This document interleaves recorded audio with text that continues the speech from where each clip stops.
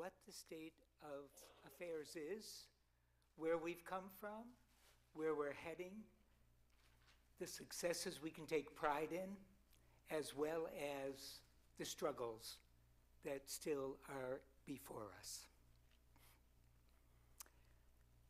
My name is Steve Jaros. I am part of the Shoulders to Stand On Steering Committee, and I would like to take just a moment to tell you a little bit more about the Anthony Mascioli Rainbow Dialogues program and also about Shoulders to Stand On. Anthony was a Rochesterian who very early in his life, I'm going to use the word fled to New York City in order to find himself, to be himself, and in order to thrive. That is exactly what he did. He had a wonderful career which provided a great deal of material resource to him. In his will, he wanted to thank certain organizations in Rochester for helping him on his way. And what he did was left an endowed fund called the Rainbow Dialogues. And the purpose of the Rainbow Dialogues was to help us remember our history and how we can build on our history in order to create the future. Now, Shoulders to Stand On was the initiative begun by Evelyn Bailey, and if you were able to pick up a pamphlet about the Evelyn Bailey Endowed Fund, which was on the front table, or you can get it during the break, pays tribute to her 30-plus years of documenting, gathering, and promoting LGBTQ history in Rochester. She was very interested in archiving and sharing and making accessible the history of the Rochester LGBTQ community and its impact on New York State and across the nation. So, as a result of her efforts, there have been a number of programs in Rochester to do just that. And today's program is one of them.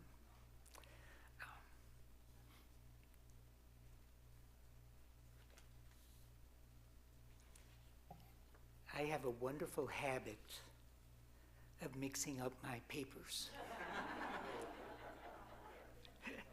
I say it's a wonderful habit because it gives me time to pause.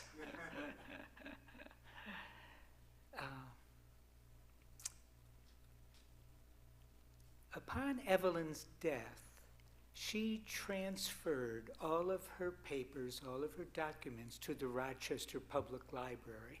And that's one of the reasons why we're meeting at the library today. I would like to thank our sponsors who made today's program available. That includes the Friends and Foundation of the Rochester Public Library. That includes Image Out, and that includes LGBTQ plus Together and Shoulders to Stand On. Let's see if I missed anybody. I think I got everybody.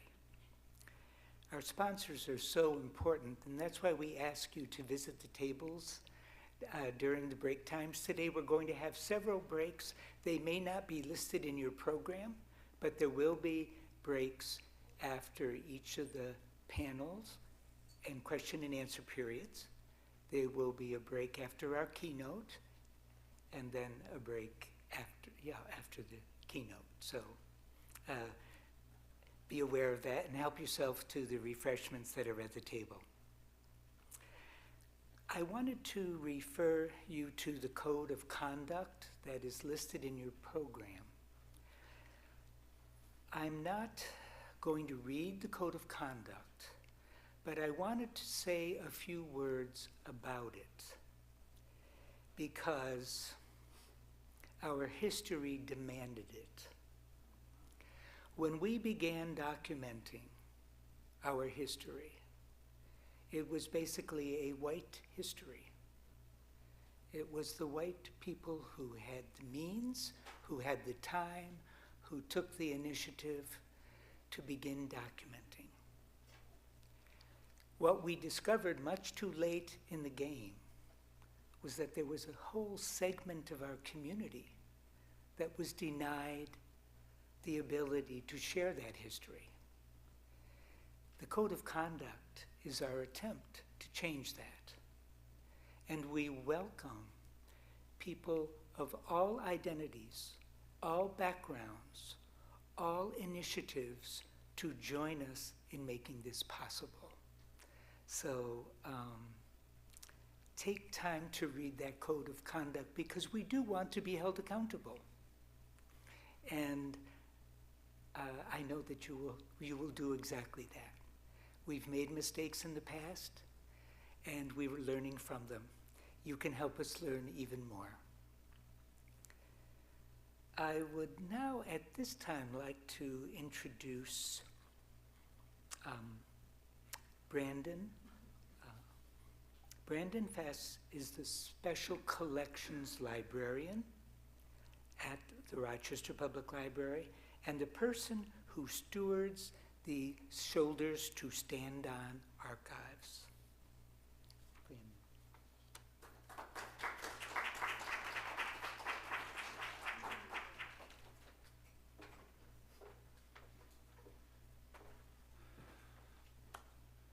Well, thank you, everyone. As Steve said, I'm Brandon Fess. I'm the Special Collections Librarian in the Local History and Genealogy Division here at the Rochester Public Library. Thank you so much for joining us today for the 7th Annual Rainbow Dialogues program. As the person who was sitting with Evelyn Bailey 8 years ago at a table in our division when the idea for this program was born, it gives me great pride to be able to stand up here and welcome you all again to this incredible discussion series we've had for the past 7 years. So I have a little bit of housekeeping before we get started. Just wanted to let everyone know that if you go out the back door of the auditorium to your left and then down the little hallway to the left, it's a bit of a dogleg, that's where you'll find the nearby restrooms. Also, when we reach the question and answer periods, we ask you to please wait until you receive a wireless microphone from either Steve or Mario to ask your question, so we make sure everyone can hear what you're asking. I also have a land acknowledgement that I'd like to read. Shoulders to Stand On serves a community that sits on the unceded lands of the Onondaga or Seneca people, who along with the Cayuga, Mohawk, Onondaga, Oneida, and Tuscarora make up the Haudenosaunee Confederacy. We pay respect to their elders past and present. Please take a moment to consider the many legacies of violence, displacement, migration, and settlement that have brought us together in this community today. For our first program, our first panel, I should say, I have the pleasure of introducing Giovanna Davis. Giovanna J. Davis is a writer and one of the columnists for Blackout Magazine, which allows for her to share her knowledge, compassion, experience, and encouragement to those in the LGBTQIA+ and surrounding communities. She is also founder-president of Wave Women, Inc., a 501c3 not-for-profit organization, CEO/owner of Linjay Enterprises, LLC, a healthcare professional for 17+ years, a member of the Community Initiative for the Local United Way, a member of the University of Rochester Community Advisory Board, participant in Metro Justice of New York, and is an ordained minister. Giovanna was awarded the honorary Fatima Woods Award in both 2018 and 2021 by the organization Next Generation Men of Transition, NGMT, Rock Black Pride, and Blackout Magazine for her community contributions. Ladies and gentlemen, Giovanna Davis.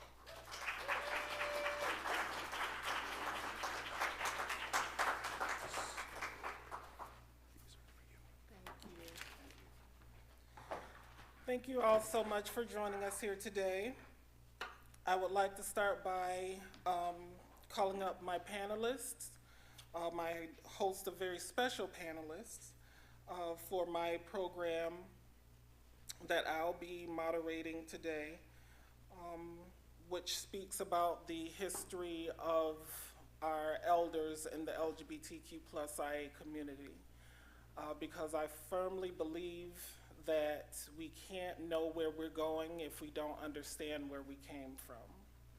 So it is very important that we lean on our elders and those who have come before us to understand and embrace our community as a whole and be able to coincide with one another in harmony.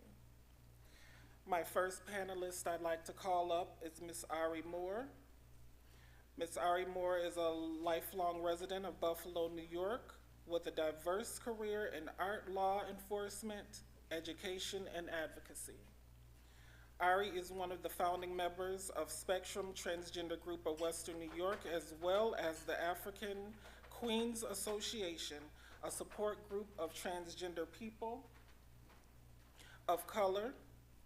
Ari is also a board member of Gender Equality New York, a nonprofit whose mission is to support transgender, gender non-binary, and intersex New Yorkers and their families. Ari is a relentless advocate for transgender and gender non-binary New Yorkers and has been instrumental in the fight for transgender rights. Mother Ari attended the University of Buffalo as well as pursued a BS degree in art education at Damien College, then known as Rosary Hill College. As an art major, she secured employment at the Albright Knox Art Gallery, where she was an art instructor for 12 years. An accomplished artist, she was one of the first to show at Buffalo's Juneteenth Festival. In addition, Ari owned and operated the Inner City Artist Studio. Still active, Ari was recently commissioned to produce an LGBTQ+ mural on the wall of a local restaurant in Buffalo. In the 70s, Ari attended dances held by the Mattachine Society. Excuse me if I pronounced that wrong. Mattachine Society, one of the earliest LGBT organizations in the United States, and was, in her own words, an out and happy, well-adjusted, proud, androgynous Black person. Although Ari went back into the closet in the 80s to serve and protect the city of Buffalo as a police officer, she remained true to herself. Her social activism was evident during her 25-year career in law enforcement, and she became a resource to her colleagues while regularly advocating for LGBTQ families experiencing domestic violence. In 2004, Ari worked on the campaign for Buffalo's first Black mayor, and through that experience, she came to understand the political and legislative process. This served as well over the next 15 years, as she worked tirelessly alongside other New York State activists to see GENDA passed in 2019. She is known as an important New York State transgender advocate and was called out by Senator Kennedy from the floor as the bill was being passed. When asked, Ari says that the person she admires most is her mother because of her love and unwavering support through my journey. It takes a village to raise our transgender children. Again, help me welcome my panelists, Ari Moore.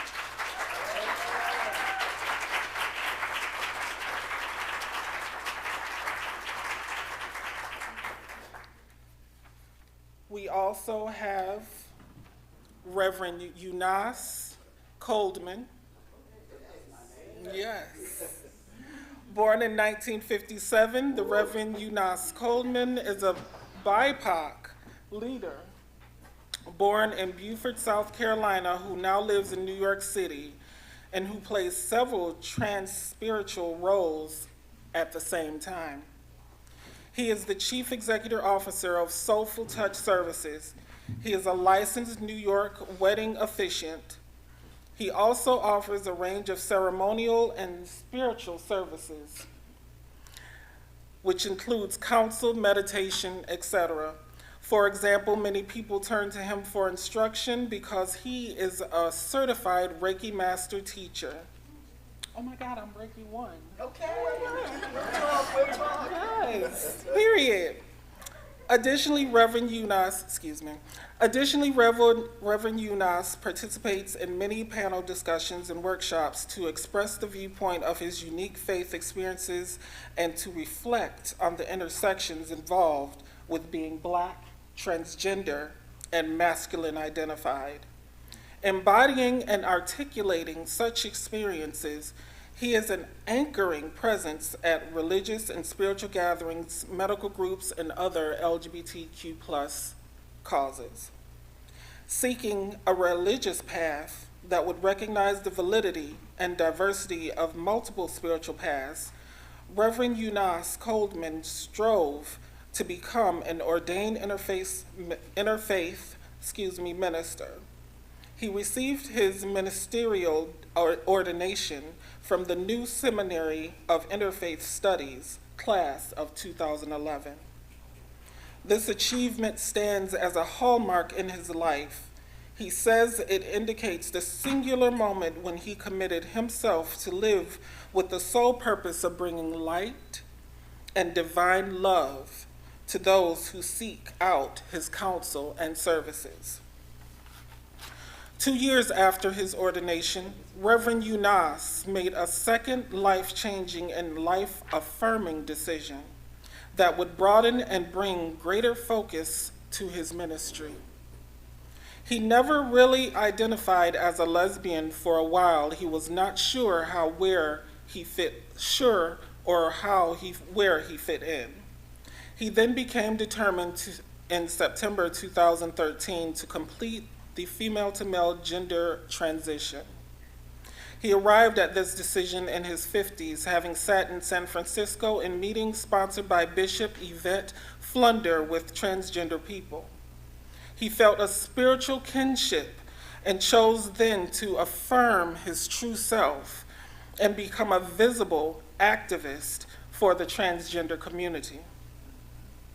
It was the clarification of his gender identity that initiated his transition and motivated him to begin operating as a trans man within the context of his ministry. This new clarity about himself set the stage for Reverend Unas' later development as a minister.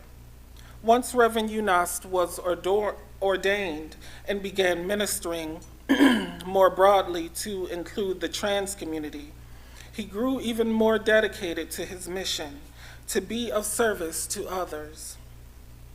For instance, he provided ministerial support on several committees and boards, including organizations like the National LGBT Task Force and the LGBT Faith Leaders of African Descent, in addition to offering chaplaincy, yes, services to the transgender community at Rikers Island. He also was a faith leader for the Unity Project Faith Network team established by Chirlane McCray, the First Lady of New York City. His work continued such the Reverend Unas is now the co-facilitator and Northeast Regional Coordinator of Trans Saints, the Fellowship of Affirming Ministries, a community of transgender faith leaders involved in various forms of advocacy focused on the unique perspectives and needs of the African American transgender community. At the same time, Reverend Unas is an associate pastor and minister at what he calls the radically inclusive Rivers of Living Water, New York UCC. He serves there as the director of the circle and co-directs the Fluid Lovers of Worship, or FLOW. Additionally, Reverend Unas is an honorary board member of Harlem Pride Incorporated, co-facilitated Trans Latinx Networks, Trans Masculine Group. His most recent achievement was National Strategy Director for the National Trans Visibility March 2023, which took place in New York City, and faith leader of the New York Trans Advocacy Group's Love Rally 2023. His broad community recognized his commitment and value and began heaping acclaimed upon Reverend Eunice Coleman when in 2018 he was awarded the Humanitarian Award. Princess Janae Place bestowed this award on him to celebrate Reverend Coleman for many years of dedication and loyalty to the community. A year later, received at the 2019 inaugural National Trans Visibility March Torch Awards, the Lewis L. Bates Award for his ministerial work in the TGNCNB community specifically, and more generally in the LGBTQ plus community. In 2021, State Senator Robert Jackson listed Reverend Eunice amongst others on the New York Senate proclamation and, quote, honoring Black, queer, and trans leaders. Help me again welcome Reverend Eunice Coleman.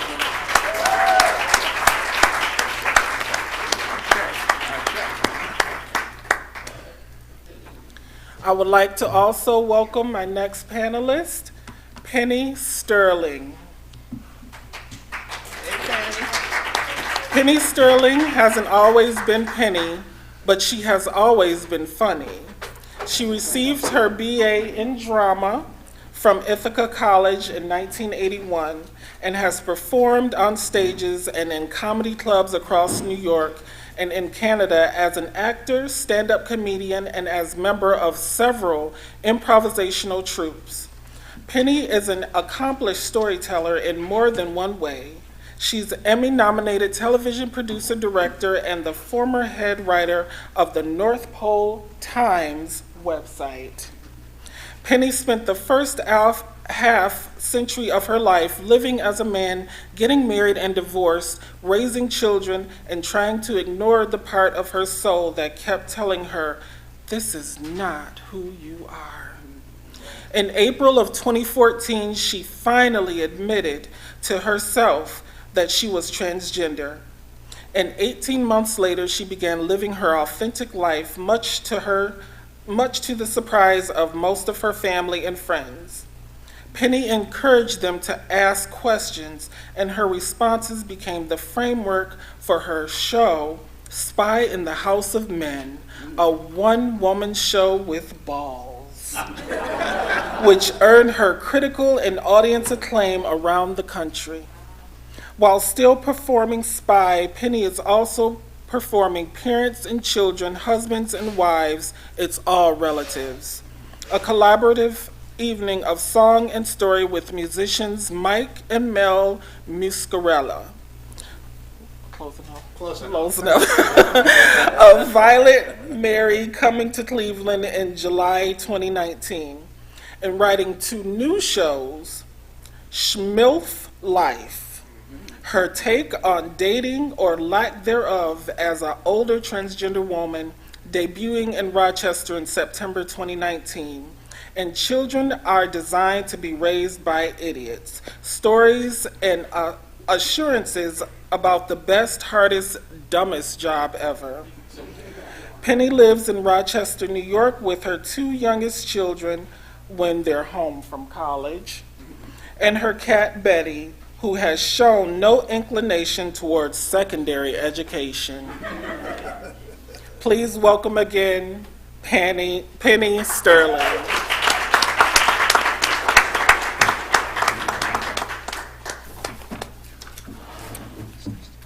Ooh, I need an award for reading all those accolades y'all got. This is gonna be exciting. Yeah.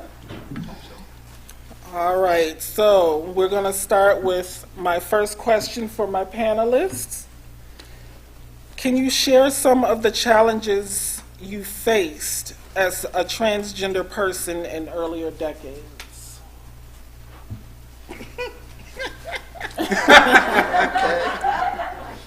How far back do you want to go, darling?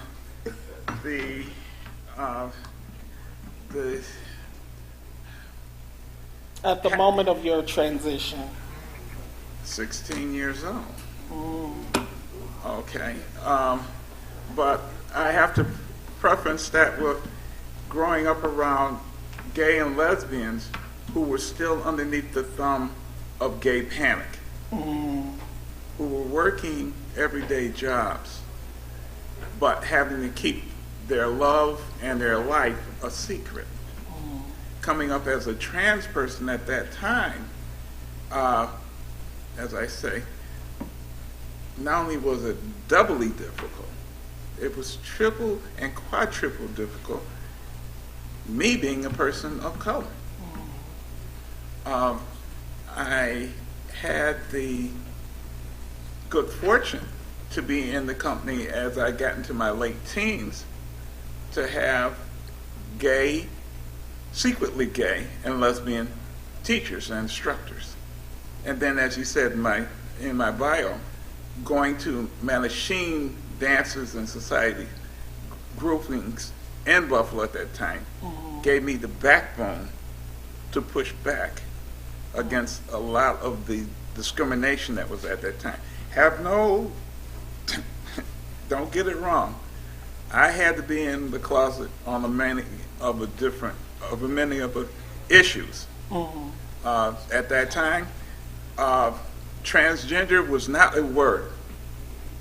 I was referred to as a transvestite. And I had to push back against many of the healthcare providers. No, I'm so much more than that. Let me educate you on what I am. Okay. Drop mic.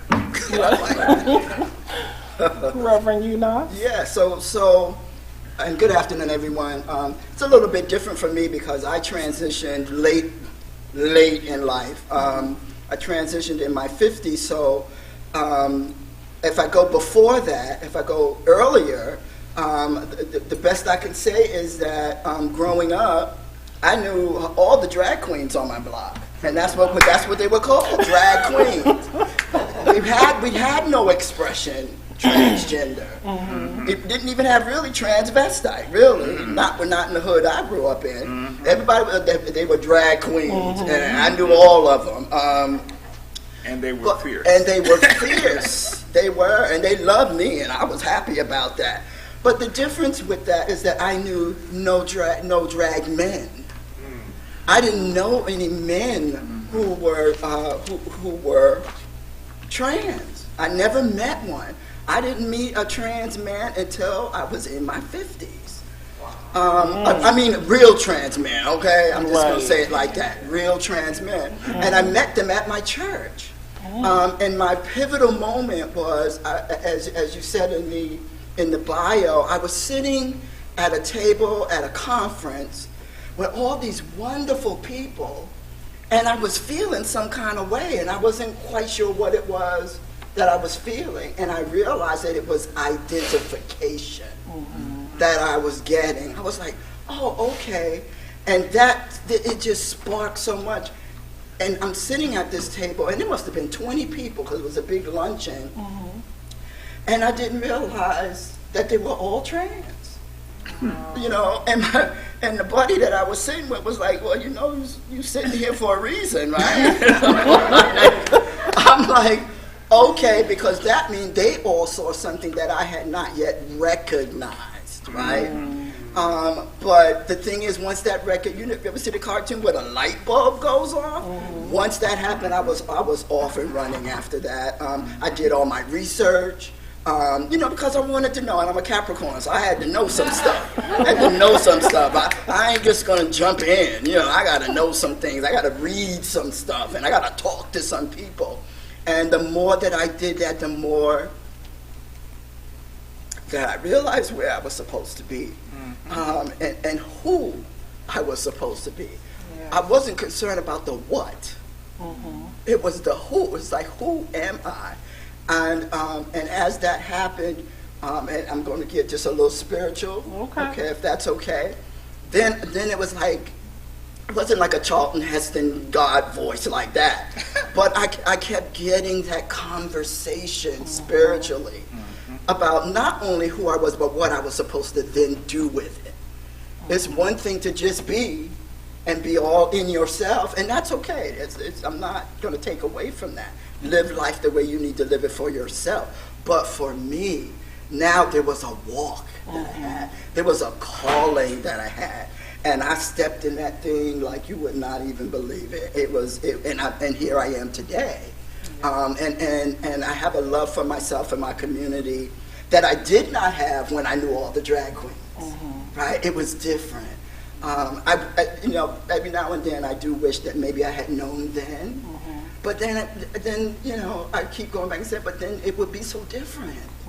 You know, I wouldn't be available as I am now. So, but yep. So yeah. Earlier decades didn't have them, but I'm 60, almost 67 now. So at least I have almost 2. So so I'm good. Thank you. Penny? I'm fairly similar to you in that as I said, I didn't come out until I was in my 50s as well. The difference for me was I was hiding. I didn't have a closet. I dug a tunnel underneath the closet and escaped out the backyard. I kept myself away from anything that I thought was even a little bit feminine, because I had this belief that if I allowed anything feminine in my life, that I wouldn't stop until I transitioned, which was the last thing that I ever wanted to do. It turned out I was right, because that's exactly what happened. But for the first 30 or 40 years of my life, I was absolutely terrified of the truth about who I was. And I started, closet cross-dressing and things like that. I knew when I was 8 years old who I was, only because before that I really didn't even have a concept of gender. It's just that I liked what this group of kids my age were doing, but I kept on getting put in that group of kids my age. And I told myself it was because I had an older brother who was, like 18 months older than me. We called ourselves Polish twins. So I just figured I was always being grouped in with him, so I just figured it was easier for my mom to put us both in the same group, and easier for the teacher to put us both in the same group. So it was not until I was 8 years old, and then all of a sudden a whole bunch of stuff started making sense. But I also had no way of displaying that. My father was his biggest critique about me was I was doing stuff like a girl. Like I threw like a girl. I hit like a girl, both in baseball and in punching, which I was supposed to do. Stand up for yourself, be a man. I walked like a girl. I ran like a girl. I laughed like a girl.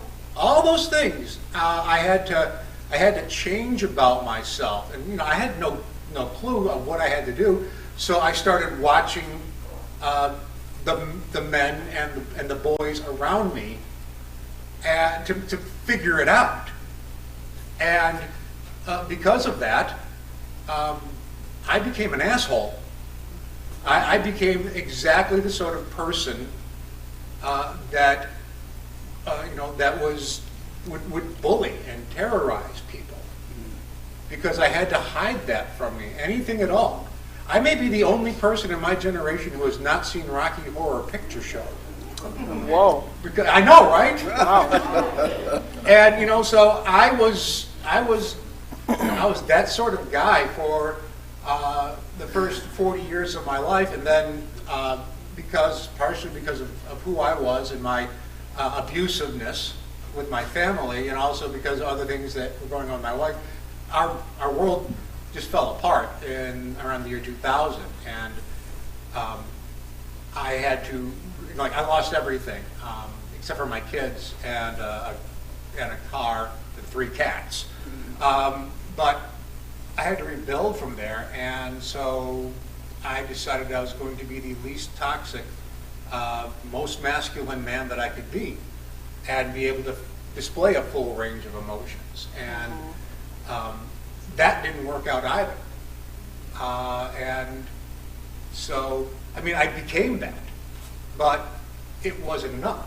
It wasn't who I was supposed to be, and I looked really great. I was going to therapy. I was going to 12-step groups. I was a sponsor. I was doing all that. I rode my bike up a mountain because I wanted to show how physically fit I was when I was 54. By the way, that's my new show. It's called Mounting Washington: The Story of a Mountain and a Miracle. Little plug. I'll be in Cincinnati for 2 weeks, in Corning for a week, and then I'll be here at the Rochester Fringe in September with that show. So. Yeah, and it's really, I do the entire thing while I'm pedaling my bicycle, so, I know, right? What was I thinking? But even doing all of that, I was like, I was still like, and it got to the point where I was looking at my calendar, trying to figure out the best day to end my life, that I realized, because I didn't want to upset my kids. I didn't want to be any near like Christmas or any of their birthdays and things like that. So it would be the least pain. When I realized, what the hell am I doing? And that was when I realized I didn't want to die. I just no longer wanted to live a lie. And I started realizing just how much I had to unlearn, and just how toxic my behavior was, and just how toxic cis-het behavior is, and expectations and ideas and thoughts are to so many communities, not just the transgender community, not just the gay community, but also the black community, and just any minority. It was eye-opening. And so, I'm going to be spending the rest of my life making amends for that. But because I have spent my life around them, which is why I called it Spy in the House of Men, I'm sort of like transgender 101 for a lot of people, because I am funny and I am personable and I am cute. Yes, I am. Yes, you are. And so I will be able. A lot of times I try to get them to unlearn what they thought. By teaching this and by getting them to relax and laugh and see me as a human being, because most of the time, most of the problems, they don't really see us as human beings. They think through their crotches and everything is sexualized, and that's not the case. We're just people trying to be ourselves, first and foremost. And so those are the lessons that I'm trying to teach, and I've learned them all by doing, like I've learned everything else in my life. Oh, Penny, why are you so smart? Penny, why are you so funny? Why do you know so much, Penny? Because I did everything wrong first. And somehow I survived that. And so I'm going to use the time I have left, which is, first, frankly, amazes me that I'm here. Because I treated my body like it was a rental for most of my life. And, I even think I'm going to live forever because, if I haven't killed myself now, I don't know what's going to do it. And also because I never finish anything, so why should I finish my life? So I'm going to use as much of it as I can, being a voice and being as much of a champion for the rights of the marginalized as I can. So that being said, what was your support groups? What did your support groups look like in the beginning stages of your transition? The beginning stage of my transition, by that point, I had been able to surround myself with a bunch of emotionally healthy people. So my transition at that point really wasn't bad. So I spent a lot of time still with the cisgender heterosexual people that I had been living around and with, and that was my community. And then I started eventually migrating over as I found more and more queers. Queer people that I ended up befriending, and also meeting people along the way that I knew in my previous life who also had come out in different ways, shapes, and forms in their lives. And so that's where I started doing that community. And then I started volunteering for the Human Rights Campaign. And I was finding more and more people who I had more and more in common with, and started learning from them. You talk about drag. I'd never been to a drag show either, because I was terrified of that as well. And I remember the very first one I went to. It was a drag. It was about 141 Alex. There was like a Saturday drag show, and I was watching that, and I was looking around at the audience, and I was going, "Wow, it's really interesting how many people have brought their teenage sons with them here." And those are drag queens. Those are drag kings. It was not, but they looked like young men. And so that's how I saw them. And it was like at least 3 beers into it before I realized, oh, no, that's not who they were. And, another falsehood, another information block came my way. And so I spent a lot of my time learning from the transgender and gay people and everybody in the community that I am still trying to make myself a useful part of. So that's how I'm doing it. Basically, like being with and listening to, more than speaking of. Mother Army. If I could just add to that, that's the dynamics that we face, not only gender, but racially. Oh, God, yes. I was the co-founder of Spectrum Transgender Group of West New York. Most of the members were Caucasian. And many times in their transitioning after 50, I heard the complaint because they were coming from areas and jobs where they were the CEO, they were the vice president or the president of the organization or the law firm or the business. And once transitioning, they lost everything. No more getting invited to the golf clubs or the private parties and control when they come in. If they do still have their job at their place of employment, oh, here's so-and-so, could you go get the coffee for us, honey? And I had to explain so many times to my Caucasian sisters that, okay, you're giving up your white male privilege and you're becoming a second-class citizen. Yeah. That's the breadth and the scope of in our community, the trans community, that those things, if you had been exposed, you said that you had been a bully. Oh, God, yes. I was a bully of a different type.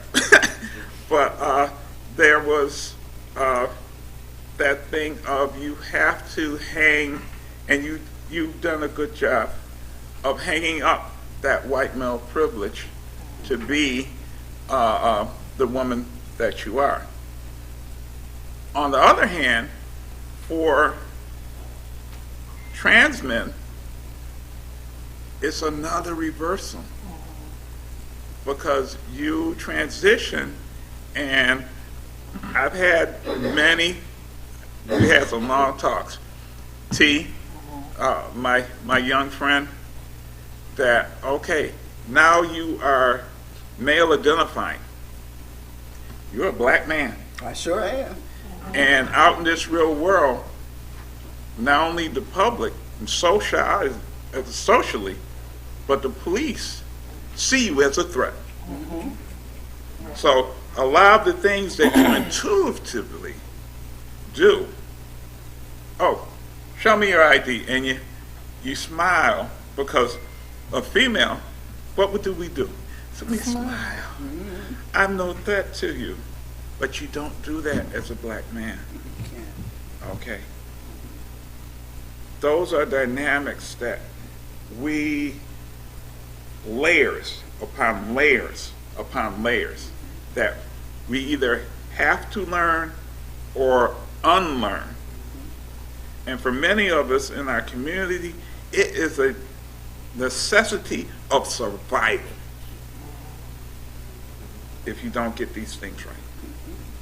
I'm sorry, but thank you. That's fine. Reverend, you now? Sure, so sure, and all of this is really wonderful. You know, I've never been a bully. I've been bullied, right? But I have to say that when I was what I call fully transitioned, I came across my mind, I want to bully some people now. You know, You deserve being let me bully some folk, you know, but of course I don't. You know, of course I don't. But what that does, it makes you realize where you fit into the world on different levels, right? As has been stated. As a black trans man, I remember there were times in the last 10 years or so, I said, well, why did I pick this time to become a black man in the United States of America? My Lord, it's because so much with George Floyd. It was so much happening, so much happening. But the thing that I got is that I did have support to help me figure some things out because things were happening. For instance, I would go into my local a Spanish deli, right? And I'd be online, and it would be two ladies that were in front of me, and they come straight to me and serve me first. And I'm like, well, wait, why you know, these ladies were here first. They serve men first, right? So now I got to figure out, okay, do I like that? Right? Okay, because as quote unquote a woman, right? I would be them. So I'm like, do I like that? I'm like, no, I don't like that. No. And I would say, excuse me, they were here first. You have that. You have all these dynamics, and when you do it late in life, God bless you. When you do it late in life, now you are unlearning so much. I envy sometimes my younger trans men. You know, because y'all don't have all that stuff, you know. And I'm going to be honest, I was a notorious lesbian. Notorious. Oh, yes, I was. Yes, I was the dykedom of the county, honey, let me tell you. Right? But you can't bring that with you. You can't bring that, because if you bring that, that's a different conversation. All right? So these women are looking at you like, what's wrong with you? You know? So it's a lot. It's so, and I'm still unlearning so much as a black man, as a man, being black, being all of that, you know. It's a lot to do. But thank God I have support. And the support I have came from my church. It came from my church because there were trans people in my church. That's why I call it radically inclusive. Because in my church were trans people who helped me get to where I am right now. And it happened when Islam Nettles was killed, where there was an influx of trans people into our church because my bishop, which now bishop, was at the protest, was at the police station, was told the community, you have a place here, right? And thank God they showed up. And they took me by the hand, and they helped walk me through what I needed to walk through. They introduced me to other trans men, right? I knew some, but I didn't know the ones I needed to know. Yeah. Right? That would talk to me and walk with me and go with me and teach me, which is why I do what I do now, right? That support is key. And the way people who are not trans can support. So, because we ain't even get to allyship yet, but I'm going to bring it in here. I'm going to bring it in. The way you support is you support from the side, not from the front. Right. And you support from behind, right? Help push us forward. You can do that. You know, you can poke me a little bit in the back and say, go ahead. And that's what I got from my church. That's what I got from my bishop, who is not trans. She would say, Rev, this is for you. Go. And I would go, and I would run. Yeah. Right? I would run to it because it's so needed. So I don't know if I answered the question, but I had to put it in there. You did. Yes. Thank you. Thank you. Mother Ari, what was your support looking like? My support? Yeah. Well, once again, in that lengthy but wonderfully spoken biography that you read, my mother.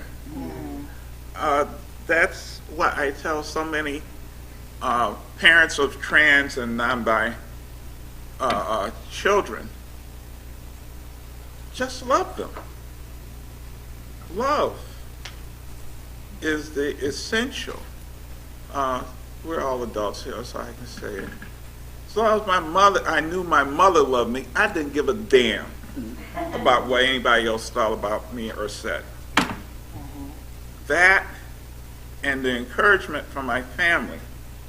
Now, don't get it twisted, y'all. I keep it real, real. Me being the oldest in my family, and those of you who have eldest siblings, he was expecting me to be that man. That's my boy. And then when he figured out, because he was a worldly man, he knew his way around, and he's, oh, don't wear so much cologne. Don't wear your pants so tight. Oh, do you have to wear that shirt that looks like a blouse? So, but the thing is, he never showed me hatred. He never powered over me. He allowed me, because if you ask your own family, and we're talking about support, you ask your own family, your grandparents, your uncles, your aunts, your great-grands, they all knew someone that the word that they used back then was, oh, you know, so-and-so was light in the loafers. You know, Auntie so-and-so, she was just like that. She's what did they say? A spinster? Spinster. A spinster, yes. What is it? Two women living in a house together for years? Oh, okay. And even to the other point, confirmed bachelor? Mama, what is a confirmed bachelor? Oh, I'll explain it to you later, honey. But those are things, and then the religious experience. I grew up, and I grew up in a non-denominational church, so I didn't carry a lot of dogma with me. So we didn't talk about it openly, as with many. Oh, I forgot. I'm 71 years old. Okay. For many folks back then, okay, you didn't speak about, okay, so your assistant pastor is gay. But you know what, darling? He takes wonderful care of his mother. You didn't talk about the lesbian that's playing the piano in church having no husband. But she's the type of woman you don't let your daughter go over to her house for a sleepover. Those little things. But not particularly maliciously, because being a person of color, I know when you feed me a plate of dog poop and calling it gravy, and when it's not. Okay? That's support. Not only religiously, but it's important when you see those people around you. They may not acknowledge at that time, because it was a different time. 50s, 60s was a different time. But we know they were there. I bring my bag here. Read it, learn it. Okay? We've always been here. Okay. We've been part of making history and part of this world since back before the pharaohs. Spirituality, I dare say that anyone that is feeling the way we feel and called to life, the way our calling has been to life, is spiritual. There's something about us that we have that instinct, that intonation, that second, ooh, what is it? Mama talking to me? Grandma talking to me? Okay. You're listening to the feminine in your life. You're listening to the masculine in your life, if it's granddad or that uncle. All right? That support is generational, is historical. And we need to learn that so many of our pivotal moments, James Baldwin said it best, you are witnessing history. James Baldwin, whew, a black gay man. Okay? Let me stop because I'm quite loquacious. Get ready to preach. Don't do it. Quite loquacious. So I pass back to our moderator. Thank you. Penny, you had something to add? Huh? Well, I always have something to add on. I'm trying to think of the 9 things that I've come up with, which one I'm going to use. As far as, excuse me, there's so much of learning and unlearning that I have. When I first started transitioning, I was doing speech therapy to try and feminize my voice. I had to stop that because I also directed television. And when I would get to a feminine voice, when I made my voice softer and more towards the front of my voice and a little bit nicer, I was stopped. No one was listening to me. And they stopped reacting to my commands. And the greatest sin of all in sports television happened while I was directing. We missed a commercial break that I called for, and that Master Control didn't hear, so they didn't roll the break. And I got pulled into an office and said, "You got to be better at that." All right. So that actually happened to me. And the other thing, everyone's talking about religion. I was dragged to church every Sunday of my life. We were Methodists, and we went to Sunday school, and we got the little pins and like the little ladders for how many years you were in Sunday school and all that crap. I was there, and there was, I never found any sort of spirituality or God or anything that I wanted to have any part of. The first transgender person that I found out about was Renee Richards. Does anyone remember who? Yeah, the tennis player. The tennis player. I was 16 years old, and I was playing football, and the reaction of everybody in the athletic department and all of the guys on my team and the coaches, the things that they were saying about her were horrible. The one that really got me, though, was I was with a group of men, and they were talking about her, and one of them said, and this is a direct quote, I've said sometimes I'd give my right arm for a championship, but I wouldn't give up that. And all the other men laughed because he's talking about having, the gender-correcting surgery. That person was the pastor of my church. So, yeah, it was guy talk.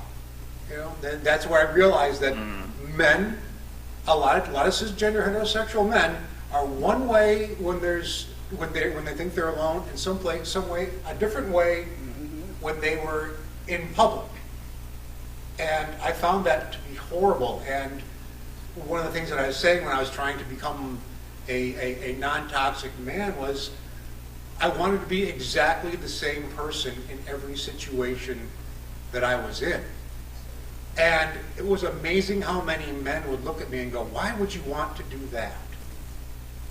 And that was what I was facing. That was a sort of really deeply ingrained from the beginning, idea of male privilege, especially white male privilege, that I encountered, that I'm still fighting against. And in church, I have a church that I go to religiously now. No pun intended. Well, maybe a little pun intended.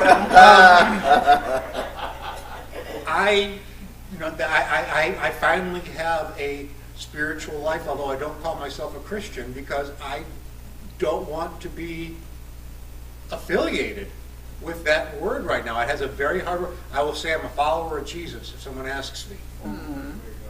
And my church, which was a progressive church in every way but one, and you can guess which way that was, because it was part of a denomination that was very anti-LGBTQ. Yeah. After I transitioned, that church started getting flack from the church, the denomination they belong to, about what they were going to do about the number of queers that were showing up in there, the way they were treating us, which was wonderfully and with grace and with joy, to the point where, as a church, they voted unanimously. Every member and every person on staff voted unanimously to leave that denomination and lose all the financial support and support that they got from them, rather than lose the people that had started coming to that church. If you want to know what allyship is, that's what allyship is. And it's amazing. And I've been feeling very, very strong about that. And the one thing that I have been, well, a lot of my friends have been talking about is that in Rochester, most of the queer spaces are white queer spaces. And I am so grateful that the new ownership of Equal Grounds is a black woman. And I'm so very happy to see that, and so very happy to go into that space and find more than just white faces there. Because those are the people that, in our community, in the queer community, those are the people that we should be listening to. I had an interview one time with a paper in Cincinnati about, things about the president. This was during the 2016, and they said, who do you think should be president? And I said, you should find a black trans person and ask them. And if they're in a wheelchair, even better. Even better. Come on, let's go. Come on. Because they're the ones that know what needs to be done in this country to make it an actually equitable situation. Well, that brings me to my next question. And that, just one last thing. That question and answer never made it into the paper. I don't know why. Of course not. Yeah. Well, how do you view the intersectionality of race and gender identity in your personal experiences? So what you just said ties into that question. Yeah, I've already answered, so y'all can go on. One more time. Yes. How do you view the intersectionality of race and gender identity in your personal experiences? Well, I've been, what's the song? I've looked at things from both sides now. No. Oh my God, you're taking it way back. Okay. As being a closeted trans person,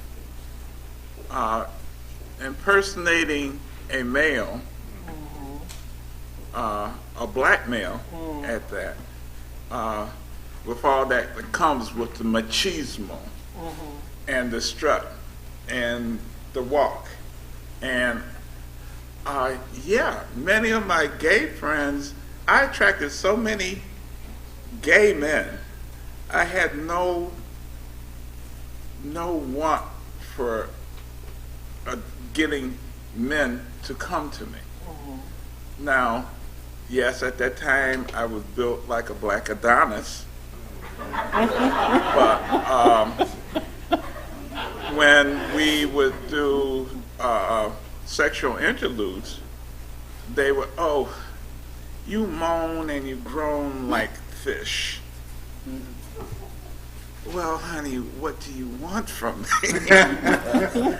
And that intersection between that, and then as I started transitioning and hormones and surgeries, and I remember one of my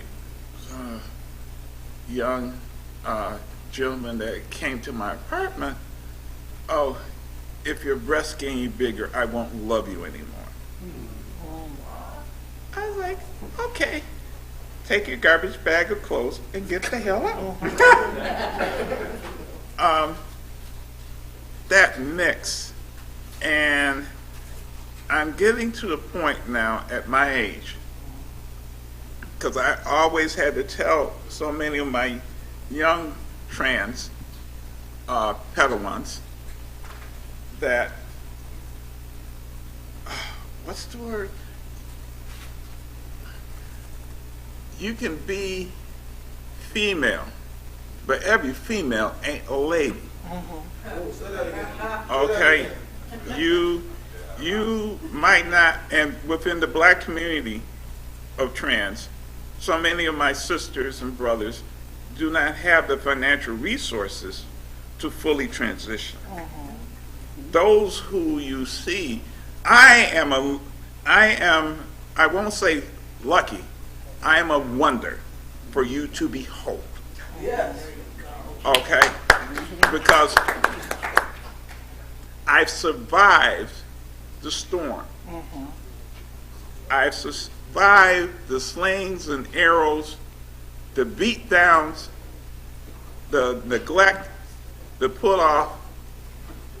Stand outside the door till we call you to come in. I'm here. But what gives me full encouragement on this intersectionality of race and gender is to see the number of wonderful, bright, and brilliant young trans folks coming up behind me. This grouping is shoulders to stand on. I've stood on shoulders, and now I'm shoulders for others to reach even higher.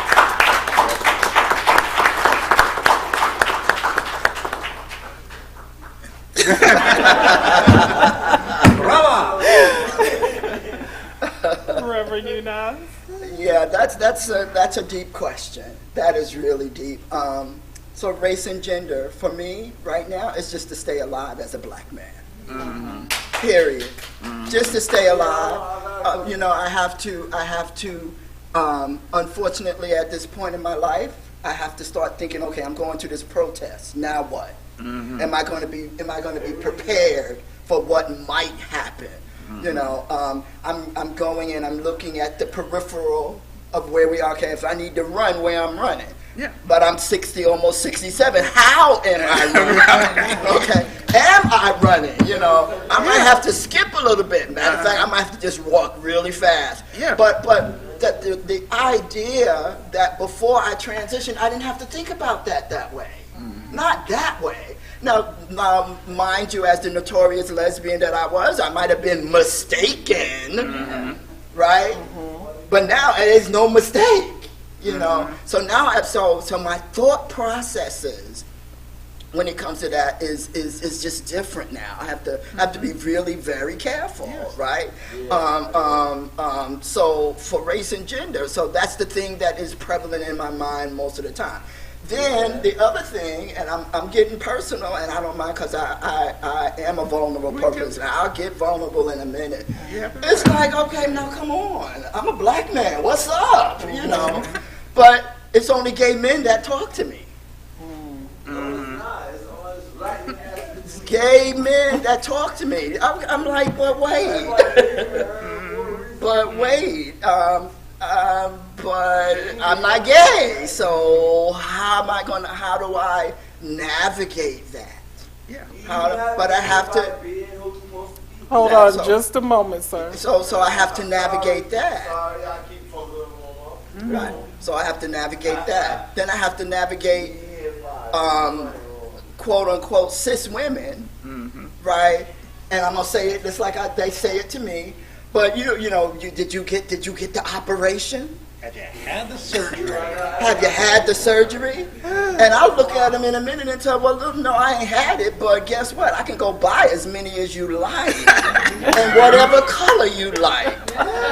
Okay, so now I'm dealing with stuff that I ain't never had to deal with before, but I find grace in everything, and I say, okay, so this is a conversation that we need to have. We'll have it, and if I ain't your thing, I'm not your thing. It's okay. I love you anyway, honey. It's all right. We'll talk. But I wanted to go back to something, and that was about church, right? So for me, I didn't do church for many years, for many years, because when me and the deacon's son got caught in the church, who do you think was ostracized? He was up in there, he stayed, and I had to leave, right? So from that point, I was like, okay, this ain't for me. I'm leaving it alone. And I stayed out for years, and then I hit recovery. Recovery came, and you got to have a God of your understanding, otherwise it's hard to get through it. So I got a God of my understanding, right? And that was that. That was good. It helped me out. It got me. I have 32 years clean today, right? Which is wonderful. But what's really interesting about it is now my point of view is really focused when it comes to spirituality. Listen, that whole term, open and affirming, question it. Question when you hear open and affirming. Because open and affirming means that they'll let you sit in the pew. They will take your dollars. They will take your tithes. There ain't nobody trans in the board. There's nobody trans coming to preach. No, there's no L's, G's, B's, or T's anywhere except sitting in the pews. That's why where I go, it's called radically inclusive. Now, when I hear that expression, that perks my hackles go up. I'm like, okay, I want to go and talk about that. I want to go and see what that is. What is that about? So be leery. I'm going to say be leery when you hear open and affirming. Go and sit down and see what's happening, because it may not be for you. And don't settle. We don't have to settle anymore for anything. Don't have to settle. So that whole, I have to say that about when it comes to spirituality. I am a follower of Christ as well. Right. Even though my church is non-denominational, I never say I'm a Christian. Right. I'm interfaith. Right? I'm a Buddhist. I'll meditate in a minute. Okay? Listen, because you need to do it. And it's not that Christian meditation. It's meditation. I write them. Right? And so find where you're supposed to be. It's there. You just got to want it bad enough. And you got to look for it because it's there. Because I've traveled a lot and performed in a lot of different cities, and there on weekends, so I'll try and find a church that I can go to, and I will find one. I will look for the pride flag and the all are welcomed here. Yeah. And I would say 9 times out of 10, I don't fit their definition of all. You go. I will get in there, and you get the the I'm fine with it smile.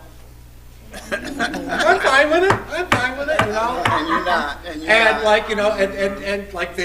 You try and sit where there's no one else around, but they're turning around and staring at you, which is really weird because when it comes to the passing of the peace, suddenly they don't see you.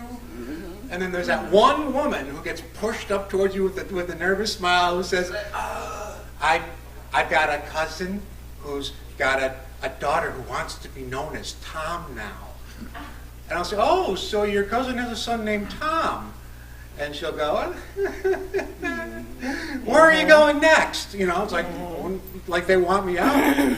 It's really super uncomfortable for them. I'm digging it myself anymore. I don't mind it at all anymore. It's my job to make people uncomfortable. Can I just make one more point? And I'm going to say this. It's better, but it's not where it should be. Yeah. It's better. I'm going to give it that. It's better. But it's not where it's supposed to be. It just isn't. And if we're not careful, political point, it's going to go the other way. If we're not careful, right? And I come back to allies. We need you to be there with us. Don't have us standing out there with our stuff, I was going to say something, flapping in the wind. Okay? We need you also, all right? It's not enough to say anything. You have to stand with us, right? And that means at your church. That means at your church. You can be rah-rah all you want, but when it comes to churches, no, this is my sacred time. No, this is our sacred time. So make sure, I'm saying, I shouldn't say make sure, I'm sorry. I take it back. Please, whatever house of worship that you're in, right, and you want to stay there, that's fine. That's your place, right? But take all of that you do politically, and you have to bring that in. You have to. other way, because our souls are just as important, right? We're mind, body, and spirit. You can talk about mind, body all you want. Help us with the spiritual part as well. We need that in addition. Looking back, what would you say has been the biggest victory or achievement in your journey as a transgender member of the community? Okay. This is where I get the chance to pat myself on the back. Go ahead, you do that. You do that. Going down to New York City and standing next to the then governor, Andy Cuomo, as he signed the gender bill into law for New York State. That's good. For trans folks, thank God we're in New York State, because there are people coming here from Florida, Texas, Carolinas, with their children, giving up their jobs and safety just so that their trans children have a safe place to be raised. That was one of my good things. And then just living to be this age, I get kind of set off when I sit on panels and they say the average age of a trans person of color is 35. Honey, there is so many of my sisters and brothers who are now getting to that age. Never before have we experienced senior elders in our LGBT community. Here in the great Empire State of New York, we still do not have LGBT adult homes. Right. They have them in Philly, they have them in San Francisco, and other spots. What is holding us back from doing that? And my dear, you can take that back. Excuse me, Mother, just Yeah. a moment. Oh, Sir, please respect my panel. One more outburst, I will have to ask you to leave. Yes, you are very loud and disruptive. Please. Thank you. Continue, Mother. Okay. The legislators and the administrators of this state and those who are in priority and power need to think about investing in LGBT adult homes. Doesn't have to be nursing home, but it can be a combination of those. So many times right now, yes, it's gotten better for some of us who have had to get institutionalized into nursing homes. I've had to go and do Trans 101 Yeah. So many times. with their staff. Now, their administration might get it, but their staff got to get it. They got to learn it. But should that be, and I'm a firm believer, that if there's no place at the table for you, no room in the inn, we need to build one for ourselves. That's unfortunate, but true. But those are achievements that at this late stage in my life, I'm still willing to press and fight for. I just want to add one thing to that. Yeah, but, Yes. first off, that's, the sad part about this is that this should not be a big deal. This should be default, that we are who we say we are, and we are accommodated in the way we need to be accommodated, and not just for seniors, but for the homeless as well. I absolutely, right over there. Talk to that gentleman over there. He's got that same problem right now. But I am a 988 suicide crisis counselor, and I get so many calls from trans and queer as young as 15 and even younger who are out of their homes and looking for a safe place to stay, and they can't go to any of the safe shelters for them because they aren't safe, because they're transgender. And they have to, so they're like, where do I go? And my heart breaks. I'd put you in my house if I could, but can't, exactly. You're in New York City and I'm in Rochester. It's not going to work. Kids that are too young, they can't even go to a traditional adult shelter. Absolutely. We just had one LGBTQ shelter here in Rochester just closed their doors I know. to the adults. Right. When is this insanity with the city and state going to end for people that are trans people of color and the Latino communities? Because we are at risk. I'm at risk right now being on the streets. We need our elected officials to step up and say something when we can't. Yeah. Because we're getting hurt and we're dying on the streets because of no help. Thank you. We're going to have that conversation. Yeah, Back to our moderator. thank you. Reverend Unas? Yeah, so I want to thank you for pronouncing my name properly. Yeah. I really do. No, it's a struggle. It's a struggle. The struggle is real, right? Most people call me Eunice, which is Carol Burnett's sister's name. And that's not my name. Oh my God. It's Y-U-N-U-S, Eunice. And I appreciate that. I really do, because you put the effort in. Thank you. So victory for me, and thank you for your work with gender. I appreciate that. I thank you for that, because I wouldn't be where I am if it hadn't been for your work, right? We all have things to do, Yep. no matter how small Or or how how big. large. So, got you. Continue. So for me, my victories are when I get a trans person that asks me to pray. My victories are when I'm asked to represent the community and I've coined this for myself. I know I'm going to have some people that's going to say something about it, and it's okay. I am the black trans masculine minister, pastor for the community. For the community. And why do I say that? Because when I go to the rallies, when I go to the protests, I'm the only one there. The only one there. And I'm going to say it, there are plenty of black, trans, Latino ministers at churches, right, that don't come out.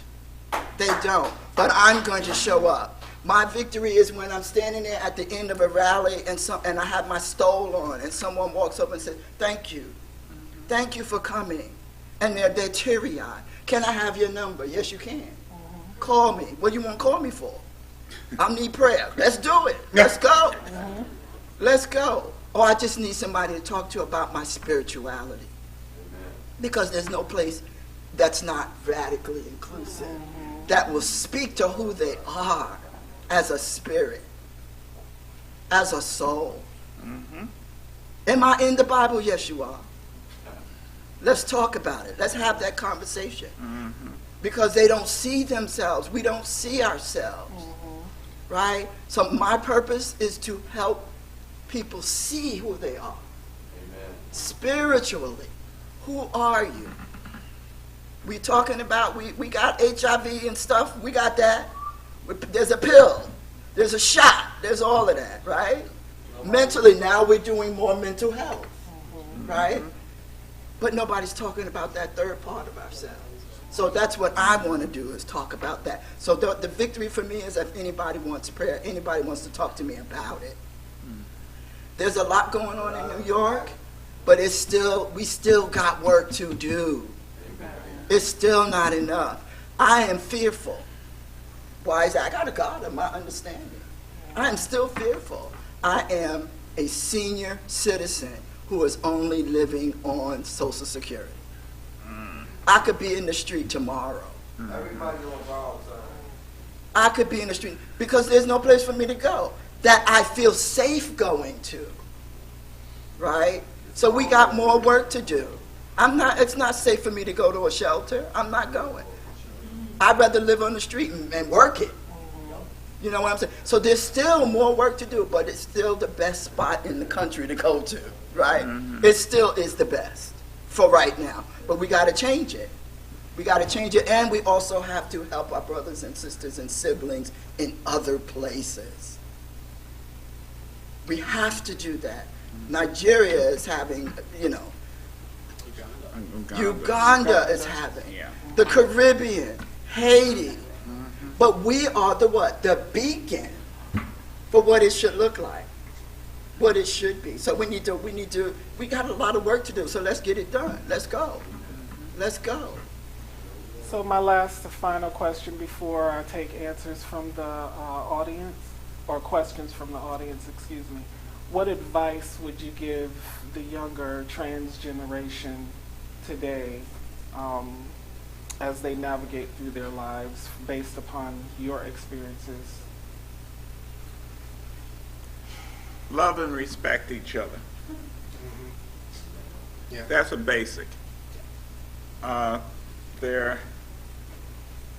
going to quote, "We were all human until race disconnected us. Religion separated us. Politics divided us. And wealth classified us. Yes. Love and respect each other." Yes.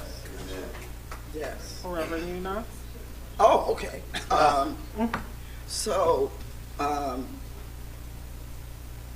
Pray. That's important. Pray.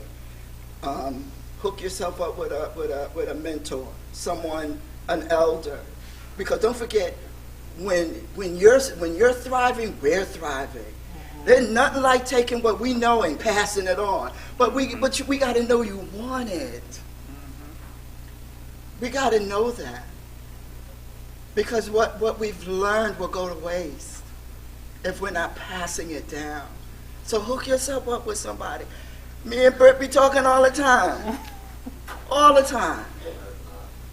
That's the last thing. They call me Pop. That's my name. Yeah, I'm Reverend so-and-so and Pastor thus and so.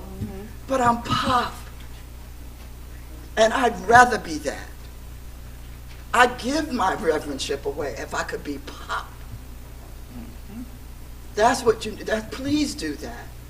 Because you also spark us. We need that youth. We need that energy. Right? Otherwise, we're just sitting there wasting away. Waiting for the next shoe to drop. Right? We're just waiting. Come, just come to us, and we're ready. We be like, where you want to go? What we doing? Where are we going? How are we getting there? Let's go, because we need you as much as you need us, right? So hook yourself up with somebody, but most of all, love yourself. You are who you are because you are. That's the first part about it. Right?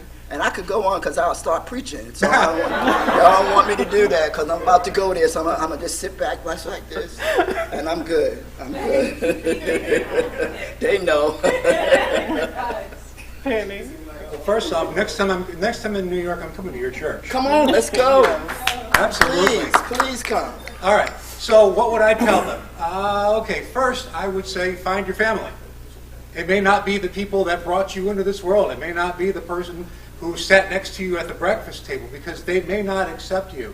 It doesn't mean you don't have to you don't have to live without acceptance.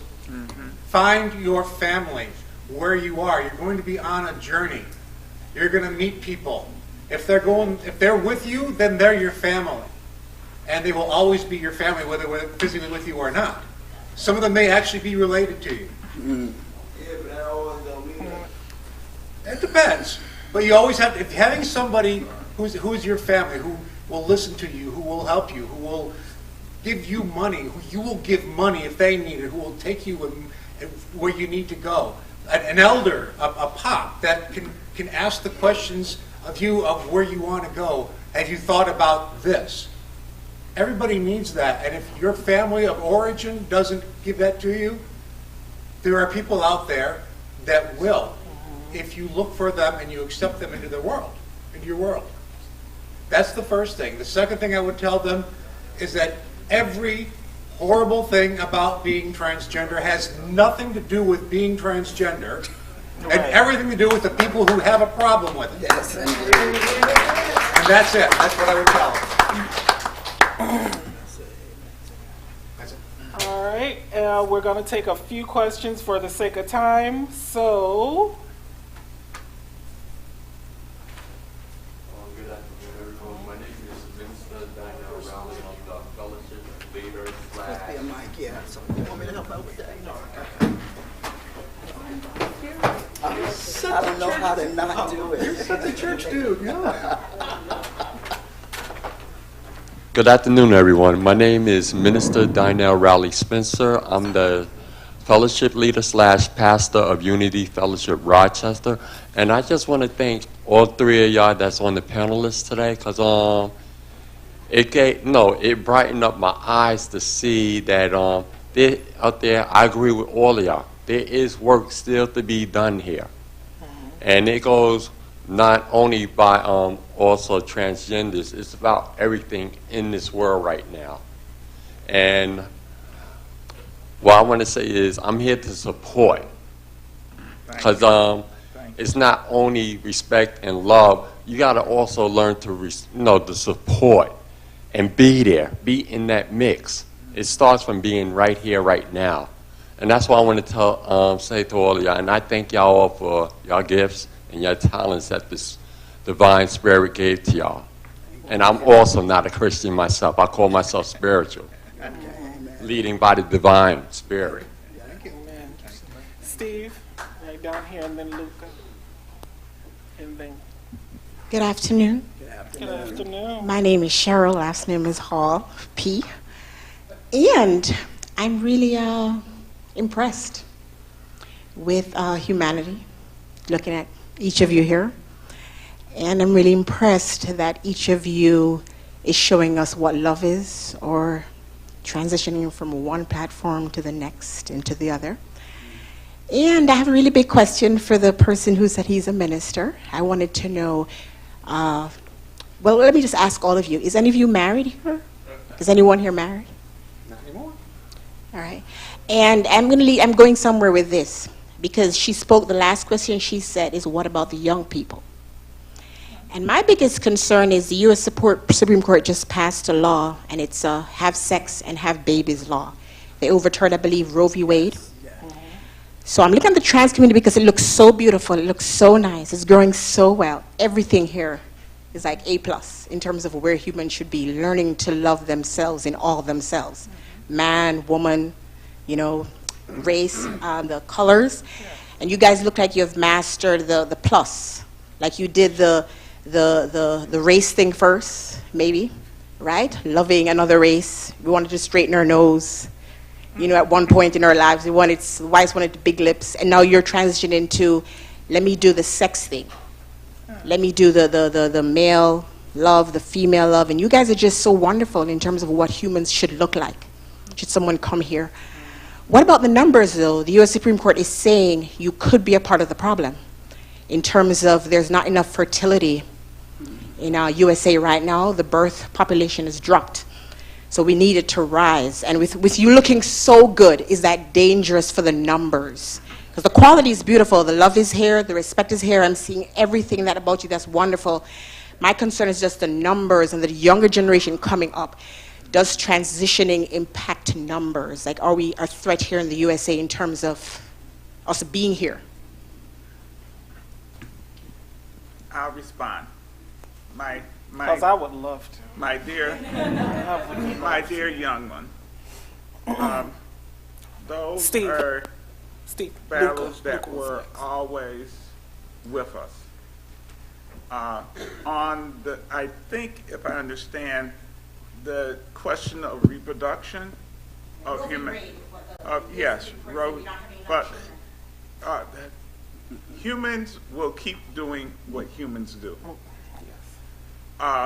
We have that question of, well, they asked me at the hospital, I'll just sidebar real quick, when was the last time my menstruation? And I'm like, darling, please. okay? There are enough children in this world who need adoption, who need a home, who need fathers and mothers, or mothers and mothers, or fathers and fathers, or whoever, to help raise them as children. The other thing is, we already have issues with overpopulation. Right now, within this country, we have I'm part of that aging population. And yet, we have people that are talking about, we need to build a wall. No, I need those people coming here to work. I need them to come here to buy a home, to fill that job, to pay their taxes, so I can still get my Social Security. Okay? They're doing that across the world, across this continent. The United States of America has always been really good, and I just have to add this, to othering others. There's a movie that's coming out that the man points a gun at this group of reporters and says, well, no, I'm an American. And he asks us, what kind of American? Well, no, this is the great melting pot. So back to your question, no, we're not going to run out of people. So transitioning doesn't slow down the birth rate? No. Absolutely not. That's a myth. Absolutely That's a myth. not. That's a scare tactic. Yeah. Right. I raised a young man right now. He's a retired Marine. He's 42 years old. He did not come out of me, but I helped raise him. Yeah. Okay? I had nothing to do with him coming into this world, but because I cared for his birth mother, okay, and there's another thing, while I was in the police department, it was easy for me to do that because then they said, well, they might be gay, but at least they got a woman. Well, me and her didn't have anything going on, but I love her and the son. It wasn't a sexual thing. It was what did Miles Davis say when he married Cicely Tyson? Platonic? Platonic. So there's never going to be a lack of children for the population. In fact, we already have too many people. Just go over to India and you find out why. But yes. Does that answer your question, my dear? I do have one quick thing. First off, transgender is like... You don't have the numbers in front, but you do good. There's like, right now, according to Williams Institute, there's 1.4% of the population is transgender. So we're not going to have any effect at all on the overall population. Also, just because you're transgender does not mean that you can't produce and have children.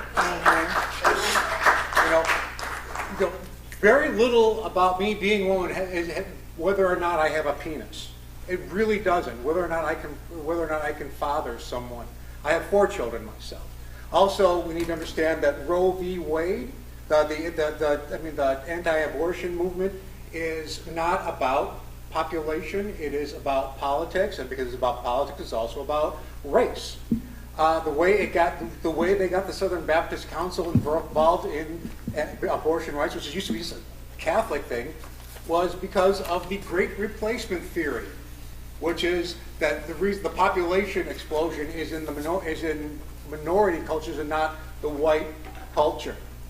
So, which there's really no white, but the white people. So they're afraid of too many minority people in, so that they no longer have the overt power that they have. I am old enough that when I was like a teenager, and like I was a big, strong guy, well-spoken, I got pulled into this anti-abortion rally meeting where I sat and I listened, and not one thing that they said had anything to do with children and everything to do with woman's lib. Everything was about anti-woman's lib, and that was it. So that's all I wanted to say about that. Just a question for Giovanna. Do we have time for one more question? or- Yep, we're gonna do Ms. Karen Ann, Luca, and then the gentleman over there, James. Okay. Thank you, Giovanna. You're welcome. It's kind of like herding cats today, isn't it? I wish you luck with that, and thank you. And to the panelists, Penny, hello. Hi. Your stories are remarkably like mine. I'm an ordained minister and have been for quite some time. And I've been Karen Ann for going on 40 years. The shoulders that they speak of, if you notice mine are a little stooped over. I've been carrying a lot of baggage for a long time. But I've been there for all my children. All colors, all sorts and sizes and flavors and kinds. And there's many of them that are trans and young, and they simply call me Grandma. Because the phone rings at all hours of the day and night. Grandma, can we talk? And sometimes, just having their back, or like they say in the Army, and I tell my friends, I got your 6. I've done my time. They know they can call Grandma. I need bus fare. Grandma's got you covered. Hey, Grandma, you got any extra canned goods? Yeah, come and get them. So 40 years ago, can you imagine being this? And coming home from work at 3 in the morning and hoping that, God, you don't get pulled over by a cop. There was a law in the books in Rochester. It was called dressed in disguise to avoid prosecution. They assumed you were already doing something wrong. I just wanted to go home. So I commend you all, and thank you for sharing the stories. And Penny, no offense, and love intended, you're a funny broad. I love you. You and I ought to go out for a pizza and a beer. Oh my God, I'd love to be a fly. Thank you all for your time. You've been most kind. Luca. Giovanna, Uh-huh. our featured keynote is scheduled at 2:30. Okay. So I'm afraid we don't have time for more questions. Okay. However, we will take a little break and we'll ask people to please come back promptly at 2:30. And Giovanna, I'll leave it to you to thank our panelists. Yes. So again, I want to welcome, I'm sorry I didn't get to everyone's questions. We ran a little short on time. Sorry, Luca. Sorry, James.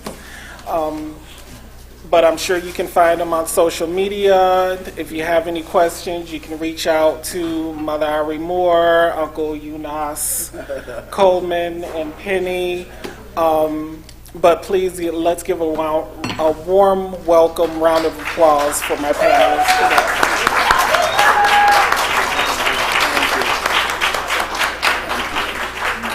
Thank you. That was good. Thank you for doing this. You're welcome. Are you looking Okay, thank you. I forgot to start you. Oh, yes. Let's get them. Let's have lunch.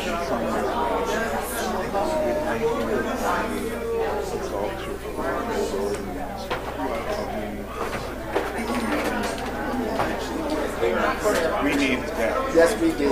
Yes, we did. We was trying for a second. I was like, what? I was getting ready to put my police hat on and jump off the stage. And I would have been right behind you going, wait, what? Oh, you're welcome. Thank you. Yes. Thank Didn't you. get a chance to get to the thing because That's all right. Oh, yes.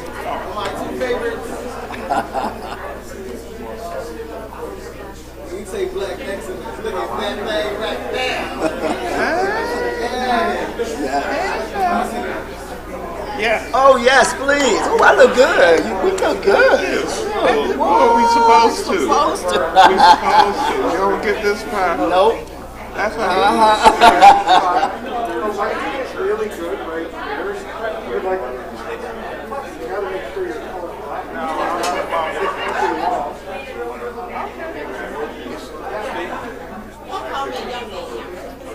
Oh, you still young lady? You still, you look like you're 12.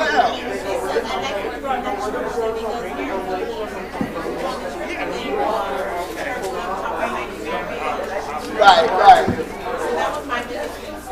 Okay. Picture? All right. I'm gonna grab your pocketbook. You're gonna be younger than me here.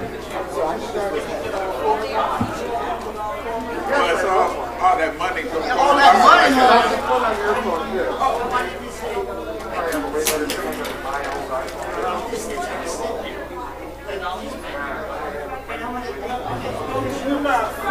Yeah. Hold on, sweetie. He wants all 4 of us over there. Over there? Yeah. Okay. And guess what? My son were to come and say, to me and his dad and say this, I said, okay. I might be quite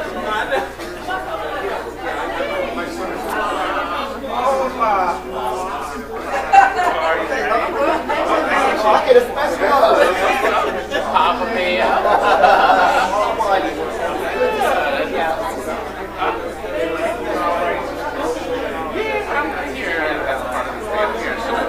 That's it. Come on now. Come on now.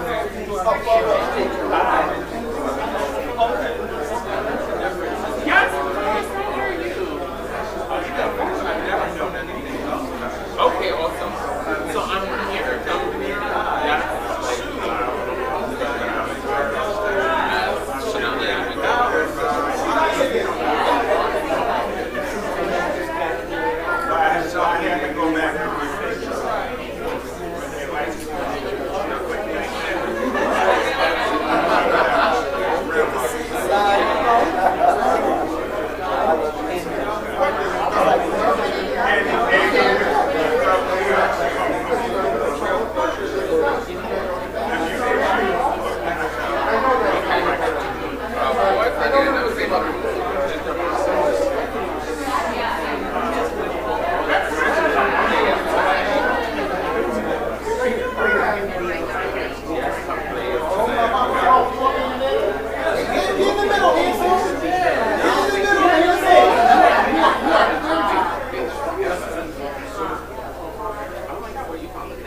I missed you. I feel like I haven't seen you today. All right, a couple more over here. We have the round of phone first.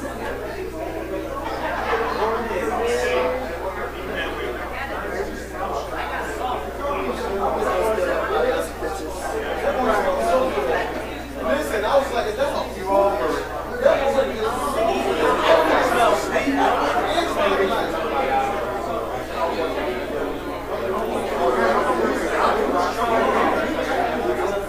Somebody got it.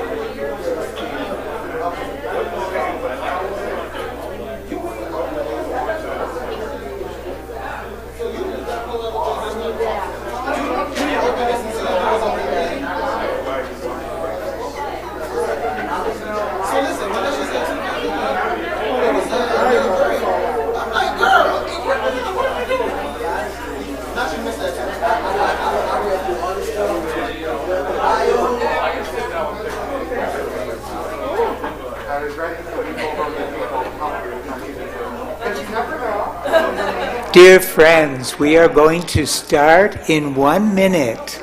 So finish that conversation, find a seat, and we'll be all set for our featured speaker. Just want to make sure all our paperwork is up here in order. I was double checking all the paperwork is still up here. Oh, yeah, oh gosh. So this is everything from the last session.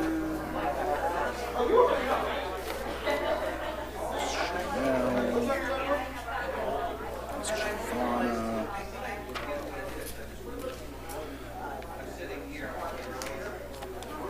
That's Giovanna.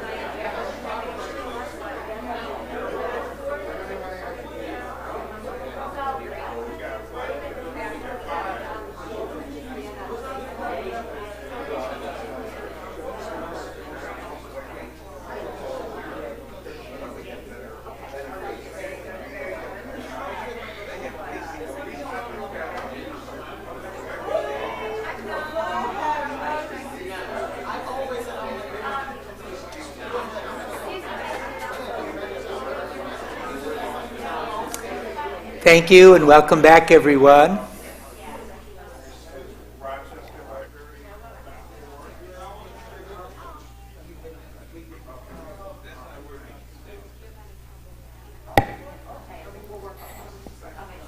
We've been talking a lot about photographs, and I've been asked to let everyone know that Braden will be putting the photos from today on the Shoulders to Stand On Facebook page.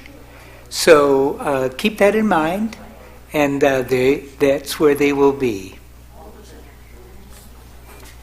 Thank you.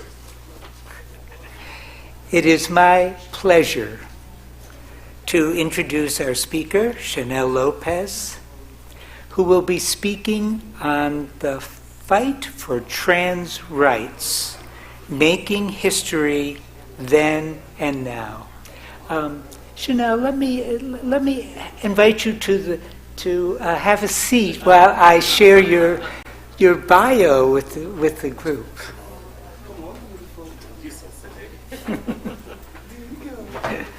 If you'd like to have a seat. Have a seat. Everybody give Britt a hand. Yes.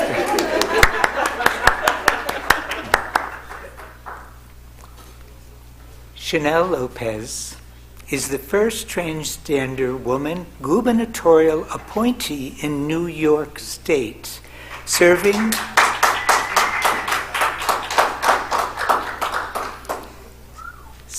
as Governor Hochul's Deputy Director of LGBTQ Affairs.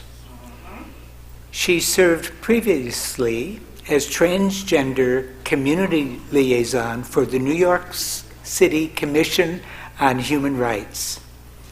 She is a Dominican Afro-Latina born and raised in Spanish Harlem, and has been an advocate and activist for the transgender and gender nonconforming communities for the past 15 plus years. Ms. Lopez was That's also, my age there, huh? it's all good. Ms. Lopez was also featured in the Netflix documentary, The Death and Life of Marsha P. Johnson. She has received numerous awards, including 2 certificates of merits from the former Bronx Borough President, Ruben Diaz Jr., the New York State Health Department Humberto Cruz Award, the Dominican Association Trailblazer Award, the Department of Civil Services Marsha P. Johnson Award, and the 2022 Heritage Image Award. She was also included on the City and State Power of Diversity Pride 100 list. Please welcome Chanel Lopez.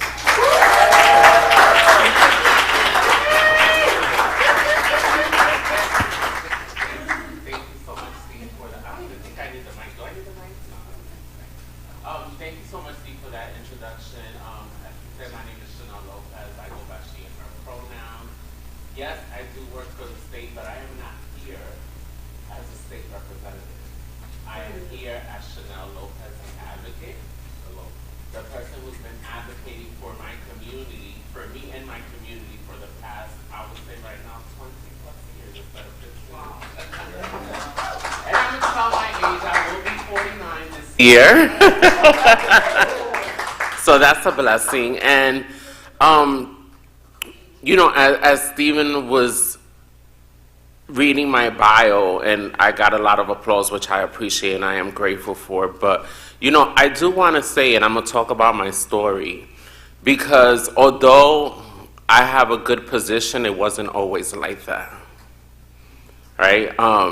At a young age, I knew that I was born in the wrong body. I knew I was, at the age of 5 years old, I knew I was in the wrong body. And my mom used to smack me across the face when she used to find me in the room trying on her heels.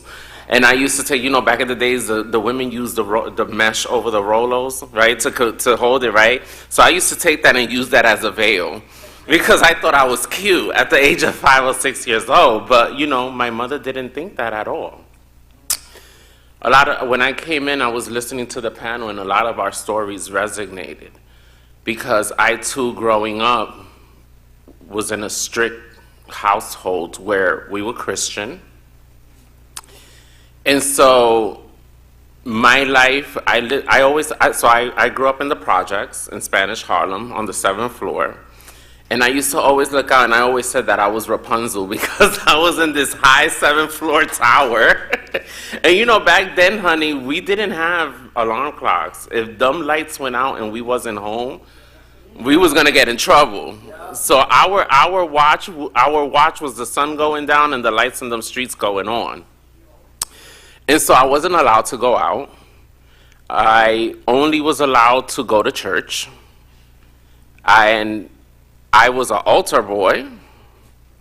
I prepared people to do their first communion, their confirmation, their baptism. Yes, I held a lot of hands, right? But I was never happy. I was just, to me, I was putting on a lie to make my family happy, to make my mother happy. And come on, I'm Dominican. We all know how toxic Caribbean men can be, right? That toxic masculinity that us Caribbean people possess, because it's in the women too. My aunts were, I don't know if my aunts were women or men, but they were just as toxic as my uncles, right?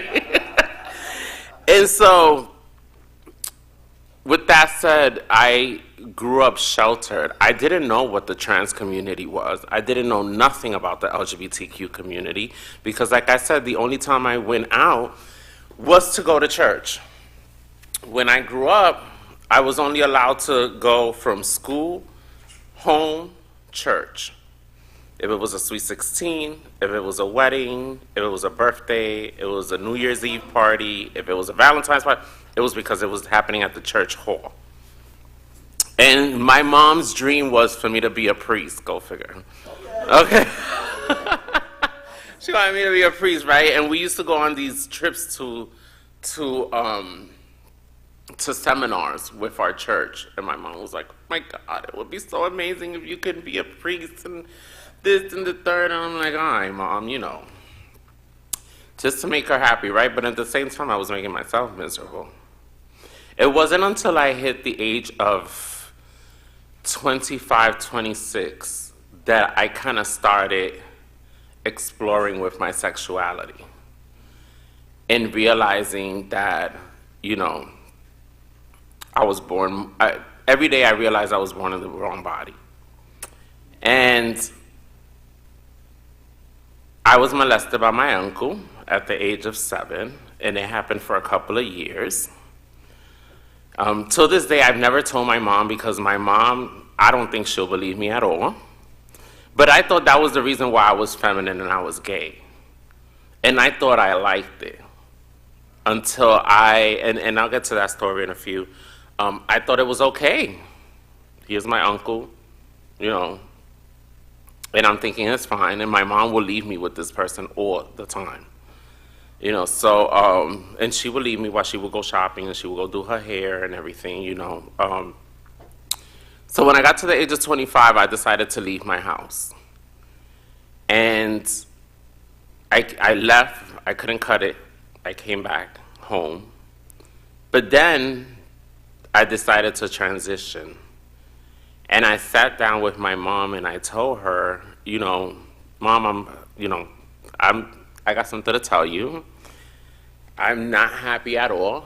And the reason I'm not happy is because I don't feel masculine at all. I feel like I've been living a lie. And of course I heard it all. She started crying. Everything was like, where she went wrong?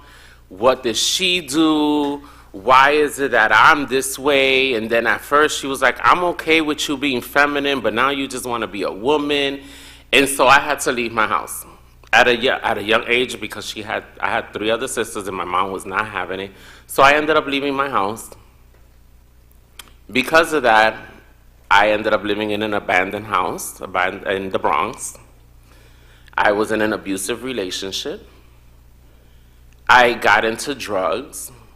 I did every single drug out there. The only thing I didn't do was shoot up, but I did every single drug out there because I was so unhappy. I didn't have the support of my family. You know, my mom didn't want to speak. I had no type of connection with my family for 5 years. And when I was hanging out with one of my friends, I didn't even know she was trans until the guy I was dating who slept with her let me know that she was trans. And so me and her, we sat down, we had a conversation, and she was like, you know, she put me up in drag. You know, everyone starts as drag. So she put me up in drag, and she said, you know, I don't know why you don't transition. And I said, oh, well, I would transition, but I can't because my family ain't gonna be proud of that, right? And so she said, come on, I'll take you to the clinic, whatever. But then I was like, okay, but work, because back then it wasn't that easy to get a job. And what was told was, well, girl, if you wanna transition, you have no other choice. Jobs are not gonna hire us. So you're gonna have no other choice but to do sex work. So that's where sex work came in for me. And I did it for several years, but because I wasn't happy, that's where the drugs came in. Because I wasn't happy. But inside of me, I always said, there has to be more for my community. This cannot be it. You know, and I thought about, if, you know, as I got older, I got into the club scene. Many might know who my mom is, Jessica Fox. That's my mom. She put me under her wings. And I'm her daughter and always been her daughter since the first day that I met her. And I didn't want to do nothing. All I wanted to do was perform, do shows, go home and sleep all day, wake up the next day, and I thought that was the life that was meant for me. And it wasn't until I sat in the corner of my bed in the shelter, because I ended up going to a shelter after 2.5 years living in an abandoned house. When I ended up in the shelter, I sat in the corner of the bed and I was doing so much drugs that night because, of course, when you're unhappy, you turn to drugs, right? It's called numbing the pain. And it wasn't until I sat in the corner of my bed and I started throwing up, and all I threw out was nothing but blood. And my garbage pail at the bottom was about this thick with blood. And I was killing myself slowly. But I don't know, something clicked inside my head and I said, there has to be more to life. And one day I was in front of this club in New York City, and this guy passed by and we knew each other, and he told me he was HIV positive. And that's when it started, you know, there was more organizations that were like exponents. And so they said, you know, he said, you should come and get some classes. And I'm like, but I'm not positive. They was like, it's okay, there's several slots for people that are not. And at that time, of course, I wasn't positive, but I was affected by the disease because many around me were and still are around, thank God, but were positive. And so I took that, and so I went and I took the course, and I ended up getting hired. But what happened, things work in a weird way, right? So after 2.5 years in the shelter, I'm about to get my own apartment, and I have this little peer stipend job. But someone who was trans wanted that position and threw me under the bus, and that actually got me fired. And so I was going crazy because I was like, I'm about to leave the shelter. Like, I'm about to be on my own now, finally an apartment that's mine. And here I am without a job. So I went to speak to someone at Bronx Community Pride Center, which was around back then. I don't know if you remember Bronx Community Pride Center. Yes. So I was there. The person at that time, the executive director, ended up giving me a job. And I started working. But I always knew, like, okay, I need to grow. I'm not going to sit here and just be a receptionist, or I'm not going to be someone running all the time to pay the bills or to go to the bank for you or go buy lunch. I wasn't happy with that. So I ended up finding another job called the New York City Anti-Violence Project. And I worked there for 7 years. For those that don't know, AVP is an organization that's for survivors of domestic violence and sexual violence, hate crime, and stalking. So I went there, but I wasn't gonna grow. And although they gave me the chance, I was just being tokenized. Because that's what a lot of organizations do sometimes. They'll give us an opportunity, but they'll tokenize us. And I'm okay, and now I'm gonna be a little bit of a devil's advocate. I'm okay with being tokenized sometimes. Because y'all kept tokenizing me and sending me to these places, I was able to network, and I was able to meet people that I thought I would never meet. And that's how I ended up working for de Blasio as the first community transgender liaisons at the City Commission on Human Rights. And I was there for 3 years. And, you know, I went to rallies. A lot of the times I don't do rallies. I go to rallies, but I don't really like them. To me, I feel that they're not safe for me, so that's why sometimes I don't go. And that's how and after 3 years, someone called me from the governor's office and said, hey, we have this position that just opened up, and we think you will be great. I think I should have been the director, but of course they're not gonna give the trans woman of color the director's position, so they gave me the deputy director position. Okay? You know. And I say this and I tell my story because I want people to know that it's not easy for trans women of color to go out there and navigate these systems and get a job or get an education. Because for many of us, before we go to school, we got to think about a roof over our head, food on our table. And how are we going to do all of that, right? Most of us have to do sex work. Why? Because not every organization, it'll be on paper though. We service trans folks. We provide services for trans folks.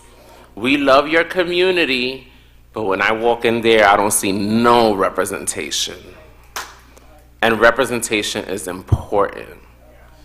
Okay? And allies are also important. And when I mean saying allies, I don't mean you're gonna, say, oh yeah, I support you. No, I mean you're gonna go to the Capitol and you're gonna march with the trans community, and you're gonna talk to your legislators, and you're gonna talk to those out there, and you're gonna tell them trans folks deserve the right, and not only equality but equity as well.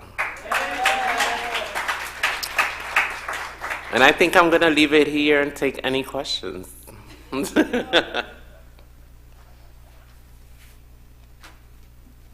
Oh, somebody got that. I think I could hear you.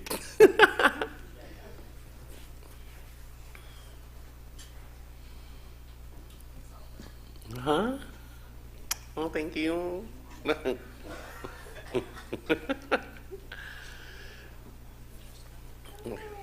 I think Stephen is walking around with the mic. Yeah, something's going on with it. Yeah. I'd like to thank you. Oh. Thank you. Because for old head or OG, Hello. it's good to see a person up in Albany. Thank you. Because that was something, and still, New York State, we still got to get a first trans legislator. Yes, we. All right. Yeah, But we still got senators willing to fight. That's a lot of work. Baby steps right now. Baby steps. I have a question Sure. regarding the transgender adult housing or the LGBTQ housing. We just lost one on Phelps Avenue for the adults. We realize that there are so much more stuff for the kids, but what is the state doing to help us, the adults, who need the housing? I Because know. we're hearing so much of the money's coming in, but where is it going? You need to contact your legislators and your city council and find out where that money's going. Knock on their door and find out where that money's going. I don't know across New York State right now, but I know in New York City there's about 3 LGBTQ senior housings that SAGE, the organization, has opened. Right, but I'm talking about more toward like the 30 to 49 crowd. Yeah, these are seniors. I'm only 47. No, that's I'm fine. not that old yet, but I know I'll get there. Huh? Yeah. And that, too, They, we are does working SAGE have with- Okay, so SAGE has an office here in Rochester. Maybe you should reach out to them and find out. We are also working with Senator Jeremy Cooney to see more come in for this section of the state. Because you're right, so much needs to be done, but we need people that are gonna stand up and fight. Absolutely, Because we and got- that's where our allies come in. That's It's where our coming allies back- come in as well. It's, the whole thing of history is repeating itself from the days of slavery to where we're being held like that. And it's not right.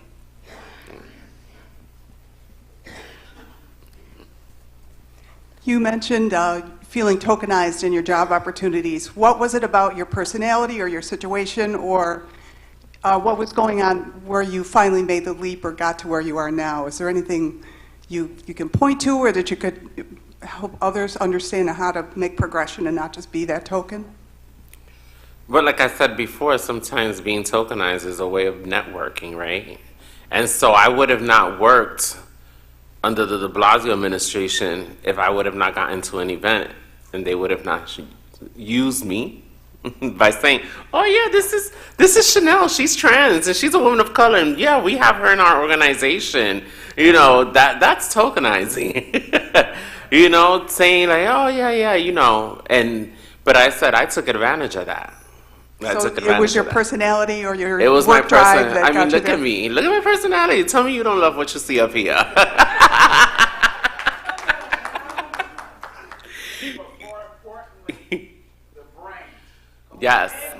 Yes. The knowledge, the ability to socialize, read what's standing in front of you. And let me tell you something. My social battery is not always full. So there's times that I'm in places, yeah, right? So I'm always in places where I don't feel like socializing, but I have to.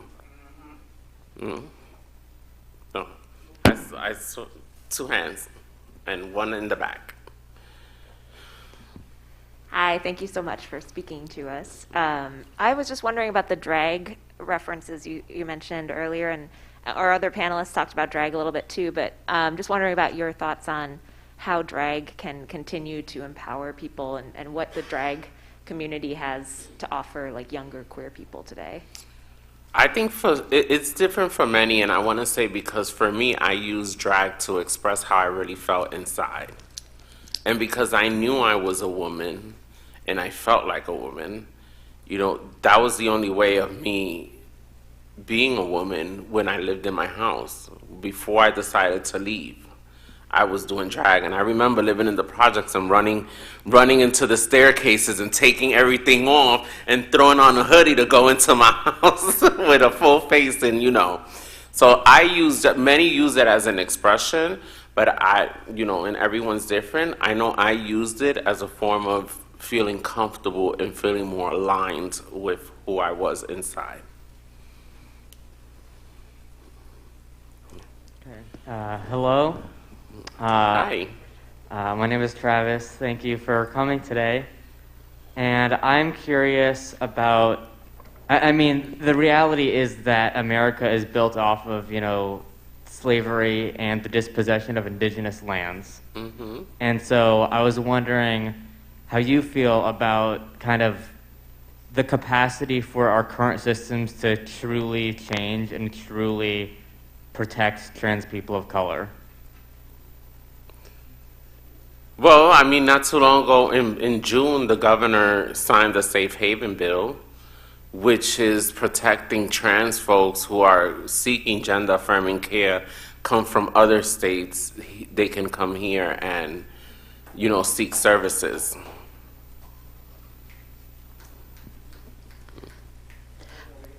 Okay. Hello. Hi. Thank you for coming and joining us. Thank you for having me. Actually, this builds on the last question a little bit. As New York State and Rochester in particular have been written up in the news as being a refuge for trans folks from Yes, around I read that. around the country. Yet I've also heard today that there's a lot more work to be done. And I'm curious, from where you sit in the governor's office, of what you see coming on the legislative front. What battles should we be supporting? What do you think would be most impactful in that? That's a good question. I mean, it's no secret. There's about like 500 anti-trans bills presented right now, right? And so being a unified voice and going to these advocacy days that they have up in Albany, going to speak. Remember, elected officials were put there by you, by us. They weren't just put there. It was our vote. And why did we vote for them? Because we like what they were talking about. So now we need to make sure that what they promise, they keep. And accountability. Listen, I work for the governor. I told boss lady, I know you ain't hiring me because I was pretty. I know you hired me because I have a voice and you're going to hear it. You know?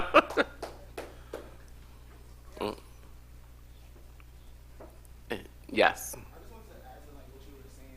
I heard Ace say accountability, and I heard you amplifying, just getting to all the people, learning what grassroots organizations are doing here. Absolutely. There are statewide organizations like Blue Card Agenda. Get involved with the work because folks are actually doing the work, and there is space for each and every one of you in the work. And then even the work doesn't have to look the same way that it does for myself, Chanel, or Giovanna, or Ari, or Uncle Red. The work doesn't have to look like that, but actually doing the research and utilizing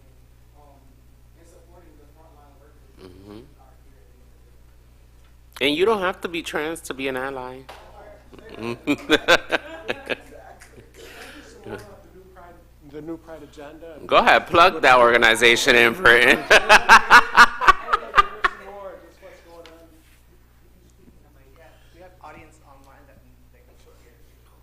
So I am the director of advocacy and community engagement for the New Pride agenda. We literally fight and push legislation like right here in our own state. Right now we are fighting for GIRDS, which is the Gender Identity, Respect, Dignity, and Safety Act, which would protect trans prisoners.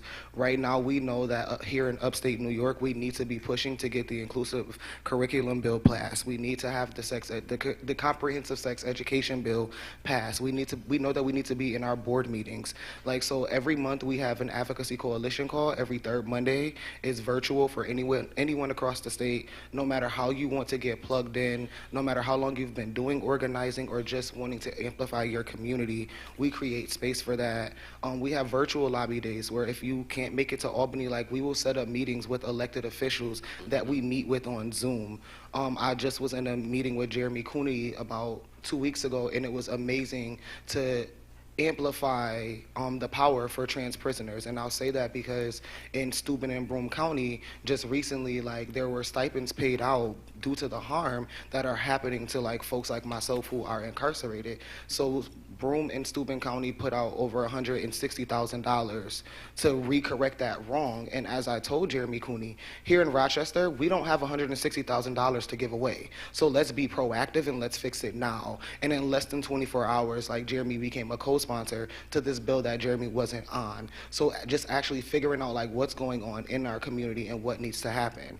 We keep hearing, like, we don't have housing. Anyone that is a part of our LGBTQ+ community, anyone that does grassroots organizing here knows that we do not have any shelters. Phelps was the only shelter that we had, and it only had 10 beds. So now when we are talking about our homeless population, the majority of those folks are LGBTQ+ folks and have nowhere to go. So while we're walking around this library, while we're being judgmental, while we're talking about, wow, is this becoming a hub for homeless people, half of these people are from our community. So, like, now Adam Bello is about to get $3.2 million for housing. What are we doing? What are we asking Adam Bello to do with this money? And I can go on for days, but find me. Like, let's have conversations. Like, let's plug in, because this is our community. Like, these are our streets, like, and we have to do the work. And there's always room in the work. And if you don't see anybody doing it, link with me so that we can create what the work looks like. Yes. Get to know who are in your community and who are fighting the fight.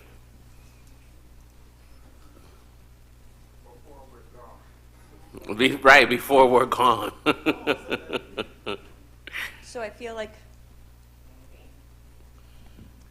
yeah, I just wanted to say, on behalf of all the people in this room, we're so proud to have you in Albany. Thank you. You're such a wonderful advocate.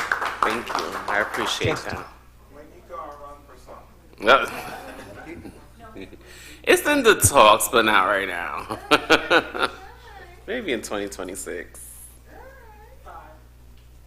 6.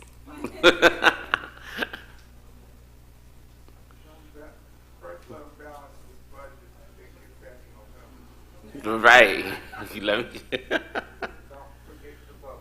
Don't vote is so important.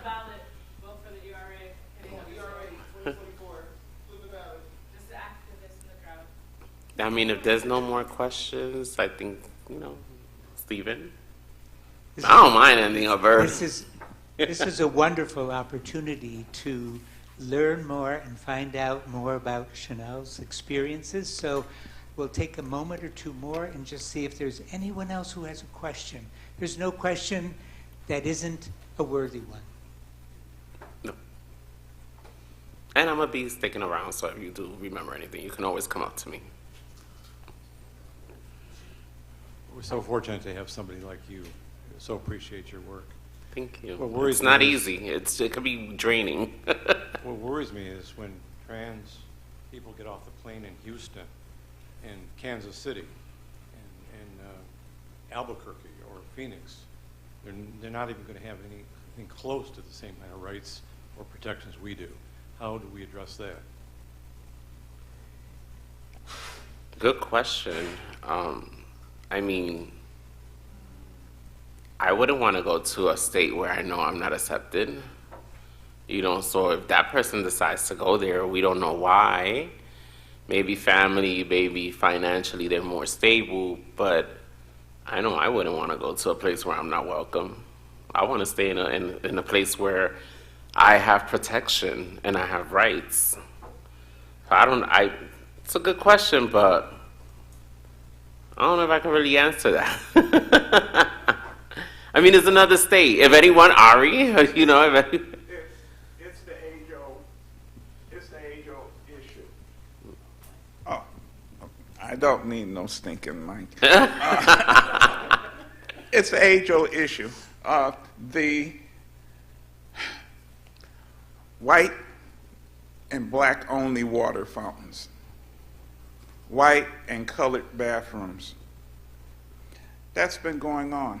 The thing is, for good people, when good people don't do anything, you facilitate, I don't want to say evil, but the bad stuff that people are capable of. The negative stuff. So that's incumbent upon you. I'm not letting anything or anybody stop me from going where I want to go. And they got a problem if when I get there, there's going to be a scuffle. Okay, and then they'll find out who I am. But to that, yeah, that's why we keep advocating. And we keep voting. We keep voting. We keep voting. One of the things that we can continue to vote for, we have the right, LGBT people have the right to be married in all 50 states. But we all don't have the right in all 50 states to be ourselves. And that equal rights law has never actually come to a vote and been voted on because it's always been blocked. So we need to continue to vote, and there's no reason why everyone in the whole country, because people move in this country, we go from one place to another. We ought to be able to have that right. And so we need to work with our legislators continually to push for maybe an equal rights amendment, which includes gender expression and identity and say sexual orientation, etc., and men and women. We still don't have that, and we shouldn't give up on it. We should continue to fight for it. And because I'm looking for a cheap applause line, I'm transgender, and I'm 81 years of age. There you go. So Chanel, I'm gonna plug really quick. I was just hearing them say like we need to amend the Constitution. We need an equal rights amendment. So this year, we all know that it is an election year. We know it's a presidential election year. Guess what? For the first time in New York State history, LGBTQ plus rights are on the ballot initiative. So when we are saying flip the ballot, that's because right now there is a New York State equal rights amendment that now includes LGBTQ plus folks in ways that it has never before. So what we're asking for is actually right here. So like plug into things that are going on at New Pride, but this year when you go vote for the presidential election here in New York State, you need to flip your ballot and check yes, because now everyone thinks because we live in New York State, these things, we've already had these protections. We have not had protections for sexual orientation and gender identity. So this is the first time ever that when we think about LGBTQ plus rights in New York State, they are on the ballot. Flip your ballot.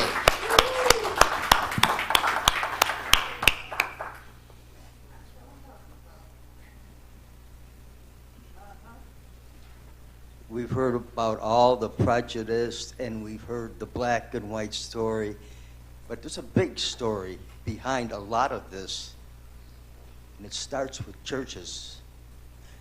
I studied to be a Roman Catholic priest for 6 years. And what I learned, it's not good.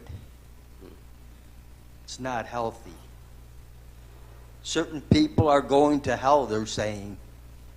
Certain people will not see God.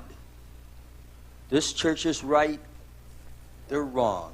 This church is right, the rest are wrong. What we have here is something that creates hatred. I'll give you an example. You have 8 little kids. Was raised Jewish, one was Catholic, and there's a Protestant and a Baptist, and so on and so forth. And the little boy goes into the first room, and he gets a little yellow ball, which represents a religion. And they said, this is the only religion. It's the only true religion. And he walks out, oh, I know something. And the next little boy goes in, this is the Protestant. And he gives him another color ball. And then he goes into the next one goes in, gets another religion, gets another. They all come out. And what do you think would happen? You know, the church is also big on politics. And what we need is a law. If you want to practice politics, and you want to practice prejudice law, let them pay taxes. Wow.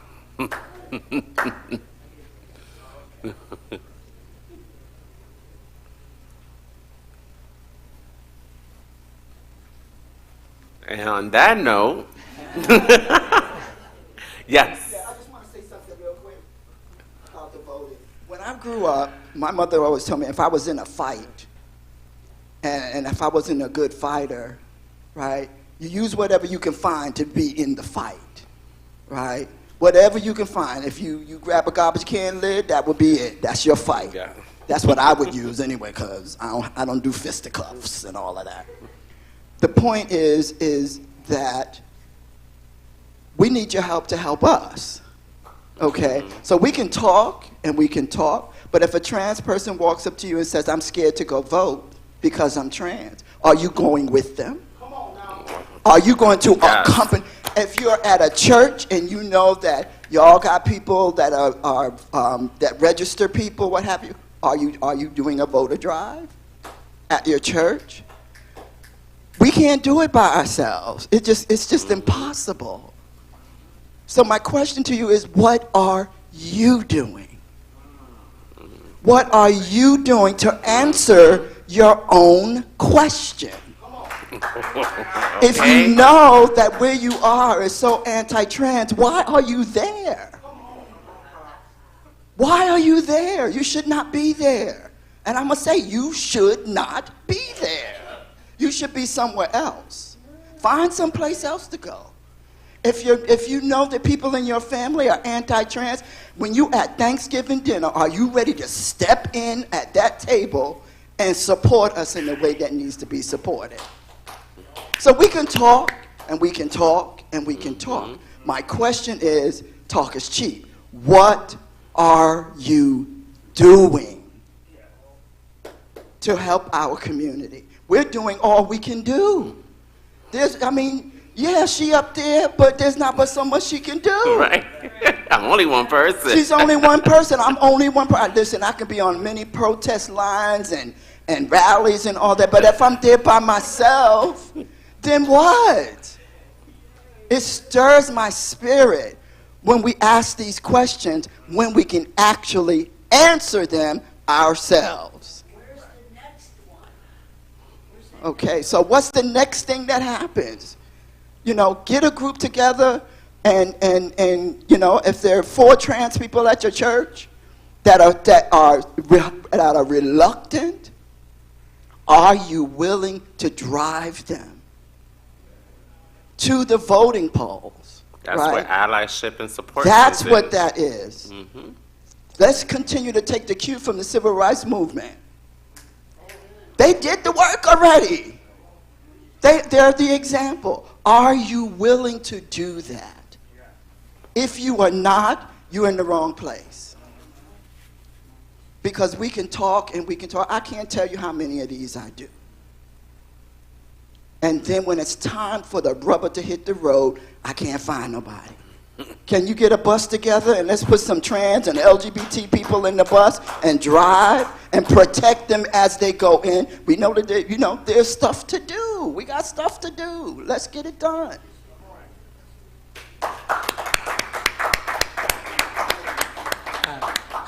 I'd like to thank Chanel for her authenticity and creating a space where we could have this kind of a dialogue. So it's not always up to the people who are in front of the room. It's up to It's all up of to us. Each and every one of us, that's right. So please join me in thanking Chanel for opening up Thank you the so much for having conversation. me. Have an amazing day.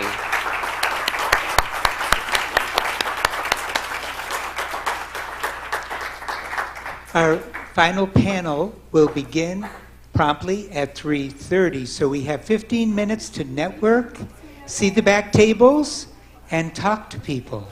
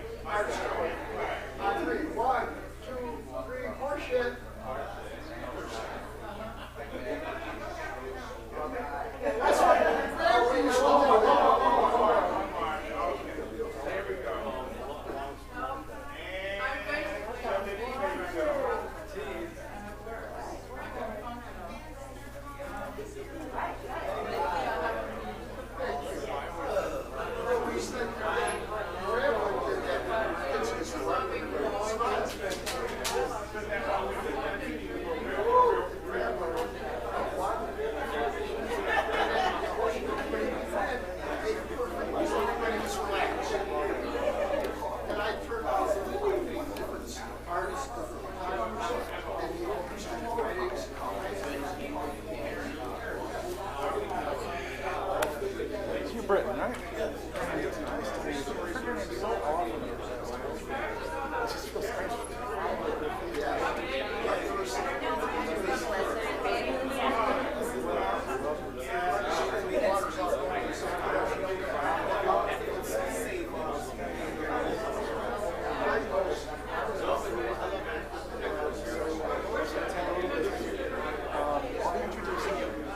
So what's going to just look at the first section.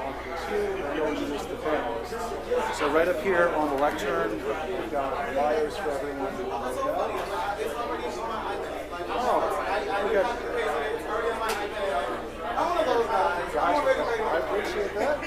All right, so we're all set there. The other thing, well, I got you for a minute. You take care of some papers. I want you to pay.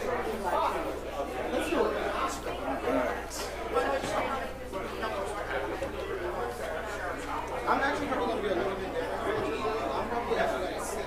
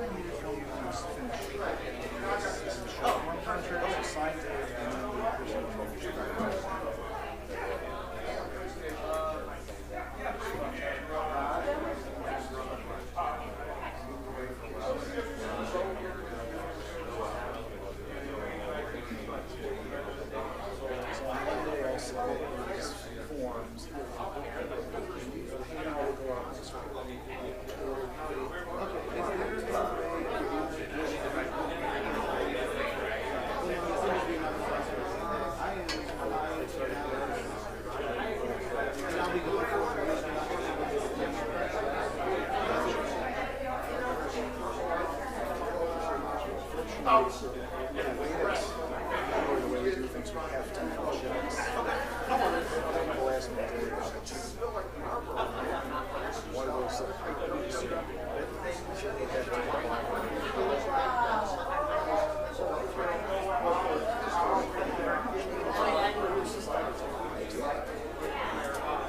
What's up? Right at 3:30, right? Yes.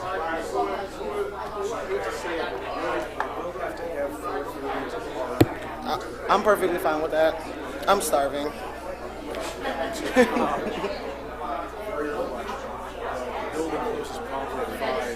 Okay. Yeah, that's fine. That's fine.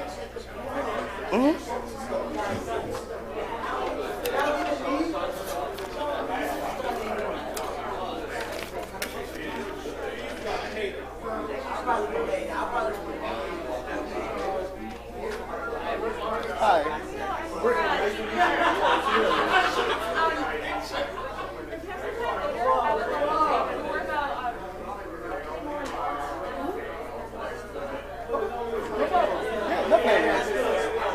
Travis, I didn't even know that was you until you started talking.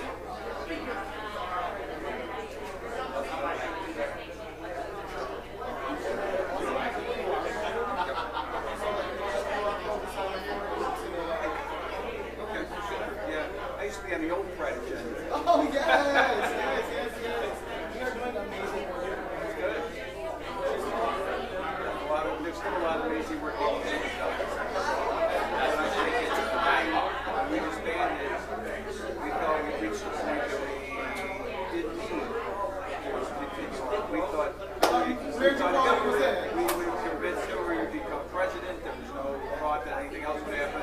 This is all going to be wonderful from that day out.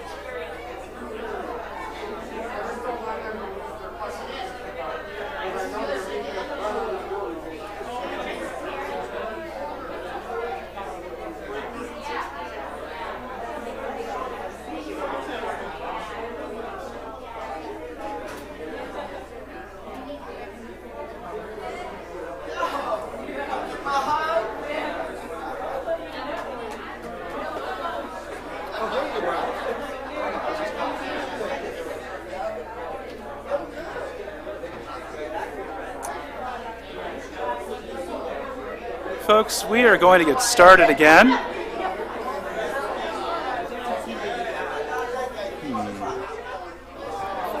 Check 1, 2, check. Huh.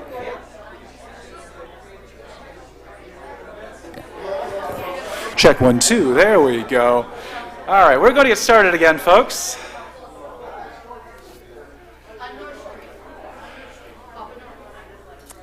Once again, I am Brandon Fess with the Local History and Genealogy Division here at the Rochester Public Library. And I have the pleasure of introducing Britton Hargers, who is the moderator for our second program of the day. Director of Advocacy and Community Engagement, educator, activist, advocate, public speaker, and the first black transgender person to openly run for Rochester City Council, Britton Hargers is the president and founder of Next Generation Men of Transition, NGMT. Upon embarking on his own physical transition, Britton founded NGMT and has worked tirelessly to build national visibility for trans masculine individuals. Britton has participated in numerous panels across the country, including Emory University, Jiva Theater, University of Rochester, Rochester Public Defender's Office, Windstream, ARIA Strategies, and more. Britton is the Ombudsman of Patient Experience at the University of Rochester, the Director of Advocacy and Community Engagement for New Pride Agenda, and has served as the VP of the Greater Rochester LGBTQ+ Political Caucus, CEO of Wave Women, Inc., co-creative director of Cover Design, and creator of the column Trans, featured in Blackout magazine. Without further ado, Britton Hargers.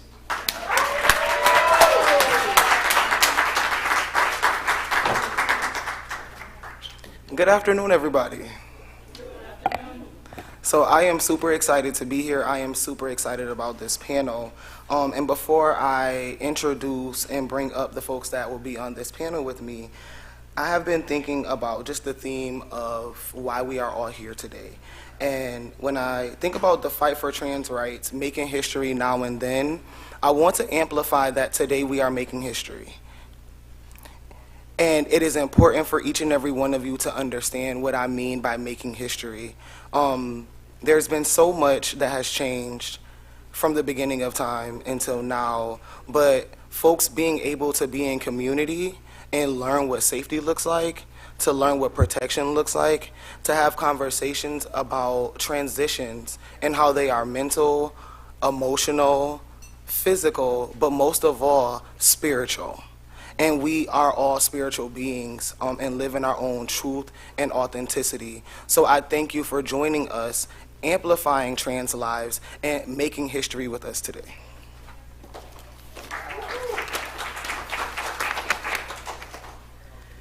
So I have amazing quick intros for each and every one of the folks that I will bring up, but I am a little bit different and I'm gonna do things a little bit different because I have relationships with each and every one of these folks and I love them and I am thankful for who they are. I thank them for trusting me and supporting me in the work that I do, but allowing me to also amplify the work that they do.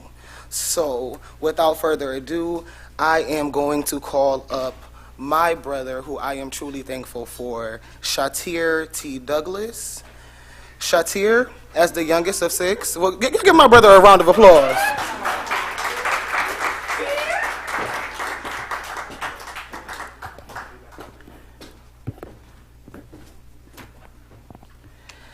Shatir T. Douglas, as the youngest of 6, T is a part of a large and thriving family in upstate New York, where he was raised in a very lively household in Niagara Falls. T began his journey in activism in the years of marriage equality and is currently a transgender youth coordinator at the Pride Center of Western New York in Buffalo. T is also a board member for Gender Equality New York as a trans-led organization based in the New York City region. T was featured in a traveling art exhibit by photographer B. Proud called Transcending Love, Portraits and Stories of Transgender, Gender Nonconforming Couples, which has found a prominent home at the Philadelphia Art Museum. He recently became the member of the House of Comme des Garçons, the New York chapter. And as I said, he's also like my brother, and I'm really proud to have an older brother like T. I'm just so thankful for being able to be in community with you and truly have a leader that cares and loves, but also to be a brother that's not afraid to correct me when I'm wrong. Next, I am going to bring up Jess JJ Whitehouse.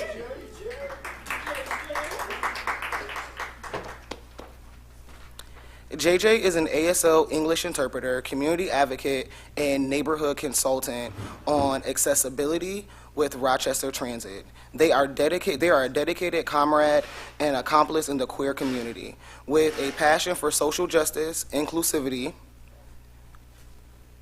Jess is always on a journey through life, seeking to make a positive impact and create a more equitable society. Jess is a founding member of the interpreting team at Roar of the Rock Protest Interpreters and is currently working to establish an interpreting team for the Flower City Comic Con. Additionally, they serve as a student program staff member of RIT/NTID. Jess's experience as a survivor, lifelong learner, and empath have shaped their dedication and commitment to their work. They are known for their strong work ethic and their ability to balance work and play and their capacity to love deeply. Jess is an individual who strives to make a difference in the world and leaves lasting impact wherever they go. Jess.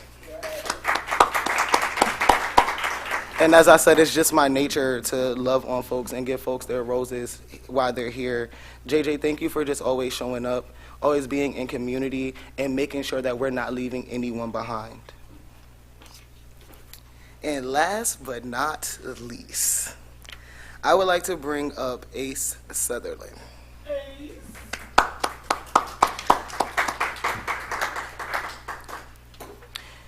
Ace is an activist in New York City. Their work is deeply rooted in liberating the BIPOC and gender diverse communities through community organizing, education, and empowerment. Ace is also a content creator who has worked with the New York City Council, New York State Health Department, Northwell Help, GMHC, Adidas, Color for Change, and more to center the experiences of the queer trans community. Ace holds a bachelor's degree from SUNY Buffalo State in political science. Wait, I'm not finished. We're not finished. And a master's of public administration from the Rockefeller College of Public Affairs and Policy at the University of Albany. Ace loves to spend time playing Fortnite, eating seafood, and laughing. And before I go in, I met Ace almost 2 years ago, and we sat on a panel together. And we didn't know each other, and I was like, who is this person? And Ace is like, who are you? And the panel that we sat on was so powerful that, like, we have built this brotherhood that can never be broken. Like, Ace is truly my younger brother. I know that I can call Ace for anything. Ace knows that they can call me, and we know that in community we are a powerhouse. Everyone here is grown, so I can be honest. When I say powerhouse, we shut shit down, and we leave no one behind, and we make room for everybody. So y'all give it up for this amazing panel.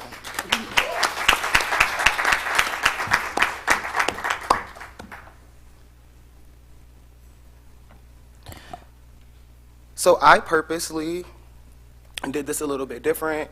You know how all these amazing people are. All I ask is that folks take a minute to understand that these conversations are deep. These are not easy conversations. Sometimes the answers are in the questions that we have asked, and just respect folks' lived experience. So we're gonna jump right into it, and I love the fact that I honestly didn't really share the questions with my panelists and then move some things around. So I'm just, that's just me. So our opening question is, how does banning books affect freedom of speech and contribute to the erasure of transgender history? It feels amazing to not be on a panel, so like, to pull these questions together, but I also know that like these folks that are sitting at this table are well equipped to provide and answer these questions. So I'm actually gonna let you all decide who wants to start. I'll go first. Can y'all hear me okay? So a little bit about me before I answer the question, because I think it's relevant. I also happen to be the board chair at Trans Lifeline. I'm also a board member for Transformations Project, and we track all the anti-trans legislation nationwide. In my day job, I work at Planned Parenthood, and I do all the organizing for New York City and Nassau. So with that, I answer the question and say, I can't believe, I don't know, like, it's hard to even talk about the topic of books and banning when we're not even in the books to begin with. So when I say it matters, the books should not be banned, but first and foremost, the books need to be created and need to be embraced and need to be amplified before we can even think about whether or not they should be banned. Come on now. I think it's ridiculous sometimes that we talk about stuff like this, and I've never read a book in my collegiate career, in my high school career, in my middle school career that had people that looked like me and vibed like me as a trans non-binary person. And I say that to still say, forget all of that. We should not be banning anything, period. The isolation of minds, the isolation of thoughts, the isolation of words breeds repetition. And history has a way of repeating itself, thus we are here. We are here because we have not been embraced as a community. So no, we shouldn't ban books, but we should damn well curate them and amplify them. I would say, hello? Yes. You hear me? Okay. I would say, because I work with youth, I'm a trans youth coordinator. My program is from 5 to 17. So seeing children, the effect that it has, seeing them represented in literature. You know, I got to hold drag story time as one of my group activities. And one of the books that they read to the children, you know, watching their faces light up as they're being represented in these stories, like it is something that can't be recreated. And I always say one of my biggest things is representation matters. It does matter. It matters to us when we see ourselves on TV. It matters how we think about ourselves. And if we are not represented in books and media and TV, I mean, look what it did to African American people when they saw President Obama being represented as a president. So imagine what it does for the self-esteem and the self-love for children when they see themselves being represented in these books. And then it's just a way also that politicians try to wipe us out of history, you know? And we can't let that happen. We deserve to be in history. We deserve to be in books. We deserve to be represented just like anybody else who's in this America. JJ? So they just took the words out of my mouth. I don't really think I have anything to add to that. But like you said, you know, representation is important. You know, I work with deaf college students, and you know, they grew up not seeing, you know, books talk about them, and now there are dolls out that have like hearing aid accessories that you can put on them. So by being able to see who you are and be able to read those words and then figure out that those words apply to you is amazing. And yeah, other than that, they took it. They took it all. So JJ, I want to touch on something. You were just saying how you work with deaf college students. Can you talk a little bit about the intersections of the students that you've worked with who are not only deaf and in college, but are also trans or non-binary? Oh yeah, we work mostly throughout the school year with the college students. We have BIPOC students, we have religious students, and a number of them are also trans or non-binary. And because I am who I am and I look the way I look, I'm always someone that they can come and talk to. And I make sure that my office is a safe space for them. I make sure to work closely with my colleagues so we can collaborate with other departments. The Office of Diversity and Inclusion, we have just installed a safe space upstairs for all of our students. And while working during the summertime, we work with deaf students who come from middle schools and high schools for STEM camps. And I have had some students come up to me during camp to talk about their identity navigation and have someone who is a representation model of what you can become. Because sometimes people are afraid that there's no one else out there like them. But then they see someone who's tall and queer with blue hair who works at a college that they might go to one day. What historical figures or icons inspire you in the work that you do? And T, I want to start with you. This woman sitting right here. She inspires me every single day, and I know I do a lot of these panels, but I always say I sit on her shoulders, and honestly, I would not be here today if it was not for her leadership and her mentorship. So I can honestly say that she is the #1 person that inspires me every single day when I wake up. You know, I always listen to her say, if not you, then who? You know, a lot of, and that resonates in my mind a lot of times when, on the days when I feel like, do I want to go and do this today? But, you know, and I think I've said this to you also, like, yes, I do get tired, but when I think about my ancestors and the people who stood before me, and I think about how tired they must be, I don't have the time to be tired yet. So, come on. Can you repeat the question? I sure can. What historical figures or icons inspire you in the work that you do? History's being created, right? So my historians, the people I look up to, are the people that are still living. Because I grew up in the country of Jamaica, so my upbringing is a little different than most. So I had to focus very much on the present before I can even think about the future. So in my present day, the people I look up to are the ones that are redefining what I see as love, such as Britton, such as my big brother. I feel like every time I see him on a panel, I feel like I have to give him love.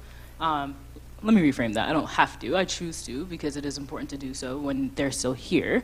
And Britton has redefined how I love and how I love myself, which defines any love that I will accept moving forward. So the people that I look up to are people like you, so thank you. Appreciate you. Appreciate you. So I'm gonna need you to get out of my head. Because I was quite literally thinking the same thing. I was trying to think of historical icons, you know, dead or alive, that, you know, we think about, and celebrities and things like that, but I couldn't put any sort of support to that. So then it made me think history is being written, and there are people who have made history in this room who inspire me, who I work with to get things done and make a positive impact and waves, quite like Britton. I love you, man. I love you. So I wasn't expecting that, and I'm not gonna cry. I'm just mind my business. I'm not gonna look up. When I think about like historical figures and icons, there's so many that come to mind, and like the more and more we dive into history, like I realize where I intersect. I think about Bayard, like when I watch the movie, I'm like, yo, I'm so much like Rustin, yo, like so like I will take a piece of that. Like I think back to like Stormy, like in this transition of life, like for real, Auntie Ari, like I see myself as Stormy, like in a way. There's so many different pieces of history that I live in and I intersect in, and I often say that true legends are reincarnated, and I'm just thankful to be here again.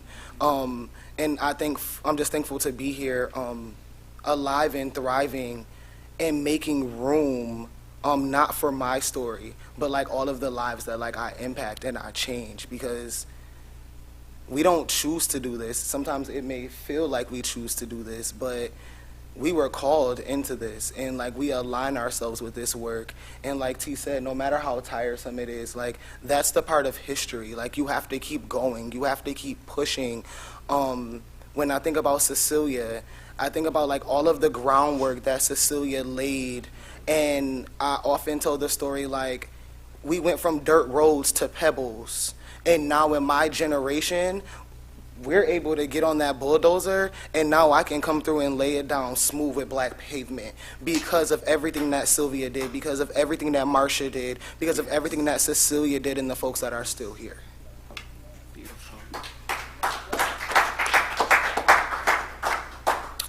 All right, so I want to know, how do you see the work now versus what the work looked like 50 and 60 years ago? And I ask that because the panel before us really gave us their lived experience, but also because we are on the forefront now. Is there a difference in the fight? Does the work look different? Does the tiresome and the aggravation look different? Or does it all seem the same? Are we living and thriving in the progression, or are we not always able to see it because we're doing the work? So I would like each and every one of you to ask that. You raised me right, don't do that. You raised me right. That's a loaded question. In some ways, it's the same. The issues are very much the same. As much as we wish that they were different, they are very much the same because people pass along their thoughts and beliefs. So the topics at hand are still there. The work itself, to its core, is different because if you think of the technology that has happened from then till now and the dissemination, a lot of people like to say racism, this wasn't a problem 20, 30, 50 years ago.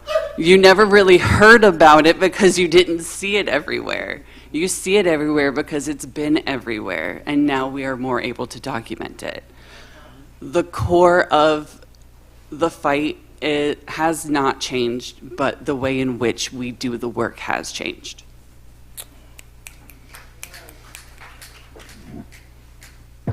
I guess I will definitely second that. If you want to hold that toad up again, right there, we have always been here. So things have gotten mildly better for us. We have more access to a small portion of things, but I do not think that changes the work that we must do. I don't think that changes the problems that we have.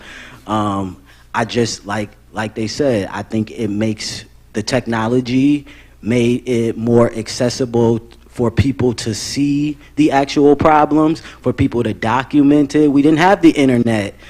We had it, but it wasn't, everybody didn't have the internet 50, 60 years ago, so they didn't see all the killings of trans people and the beatings of trans people and the documentation of our history and our lives and all the struggles that we go through. You know, we didn't have movies about what we go through back then. People just actually had to go through it. Come on. You know, and now we are still going through it, except we are documenting it in that moment, you know? And yeah, we got likes with it, but we are documenting it in that moment because we have the technology to do so.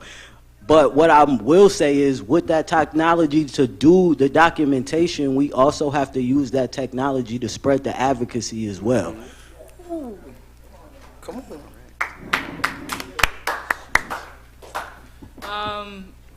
I'm not one to repeat like what has been said. So plus one, all of that.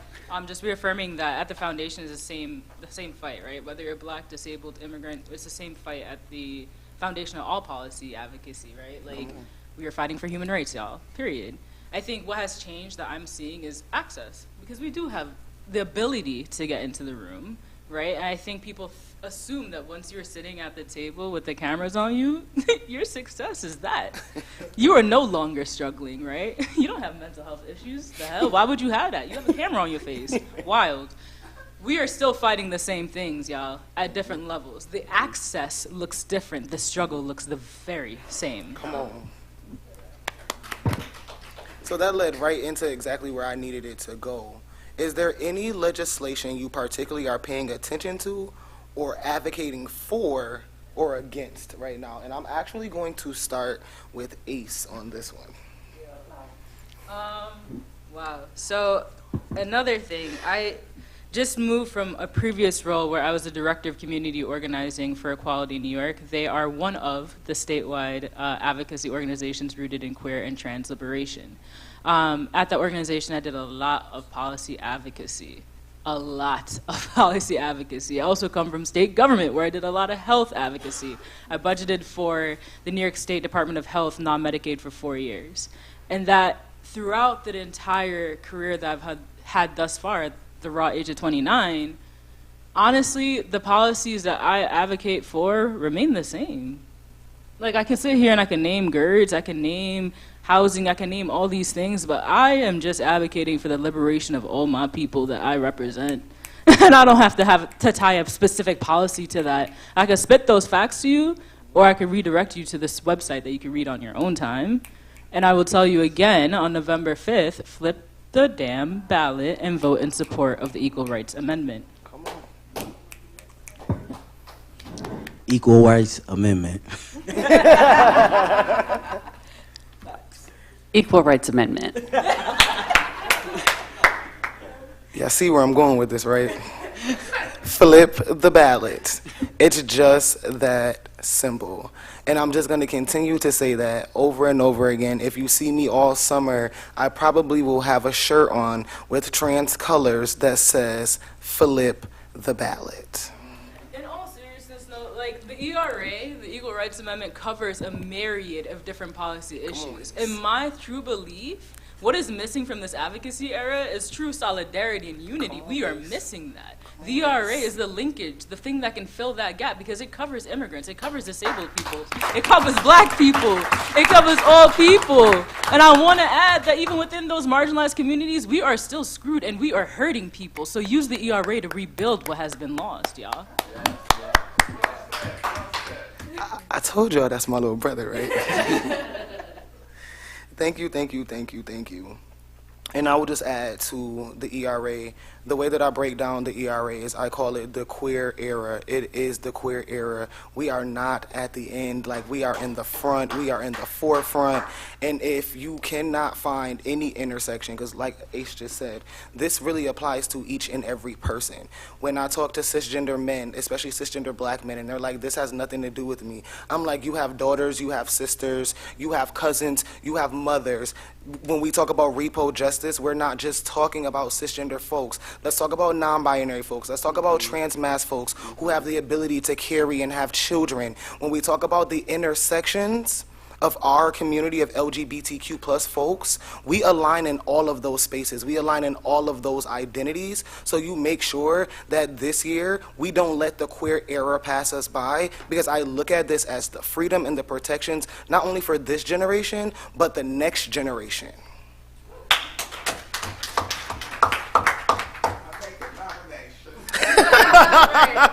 Get my checkbook real quick.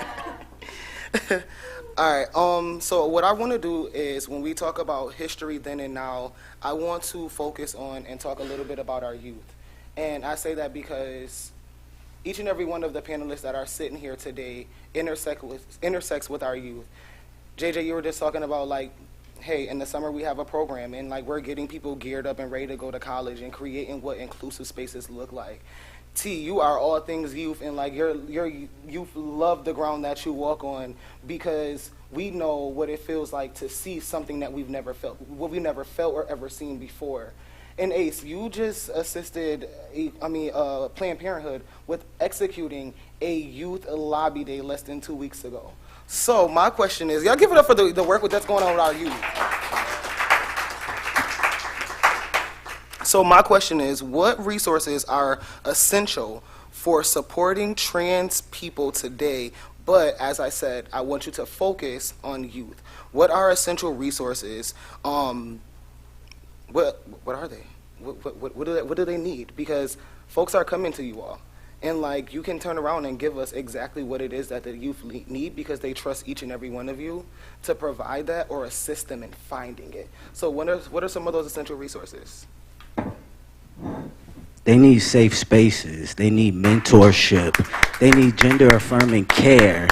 They need places where they can just be themselves and be youth and not feel stigmatized and not feel like an abomination and not have to worry about all the bills that we worry about and just be able to be kids again. They need those spaces so that they can grow into happy, loving adults. I'll go real quick just because I was really excited and I didn't know you were going to bring that up, which is wild. I have a friend who's a co-founder of Transformative Schools. Their after-school program for gender-affirming education, well, their motto is gender-affirming education is gender-affirming care. And they have classes that are open to all students between the ages of 9 to 15, taught by trans, non-binary, and queer educators, in-person programming in the city, but they do have remote programming as well. They're aiming to be statewide. And the family member that I'm referencing is the co-founder of Ropena. So I implore y'all to come get a copy of this because the spaces that you're saying need to be created and, as you know, are being created, but also need to be embraced and amplified, right? So think Transformative Schools, and I have a copy of this right here for anybody that wants it, and you can Google them. I mean, for myself, when it comes to the intersection of queer and deaf youth, you know, they, like you said, you know, they need safe spaces, but not just safe spaces, brave spaces. So they can, you know, be open to feedback and be open to dialogue and have that mentorship to be able to grow and mature into their identity. Also, like, they need people who look like them. They need trans and non-binaries' life expectancy to be longer. Even something as simple as, you know, having a basket full of pronoun buttons in your office. I do that for my students at RIT. Also, a community closet. Always. You would be surprised how much a community closet can do for youth. I have so many youth whose parents aren't affirming, and they get to come into my center and put on whatever they want to put on for my community closet and feel affirmed for the 3 hours that they're with me. You know, and sometimes it's like a fashion show, you know, but it makes them feel so good to just, and then to have adults that are like, you look amazing in that, you look good in that. You know, I got to teach a body positivity workshop at a GSA conference last week.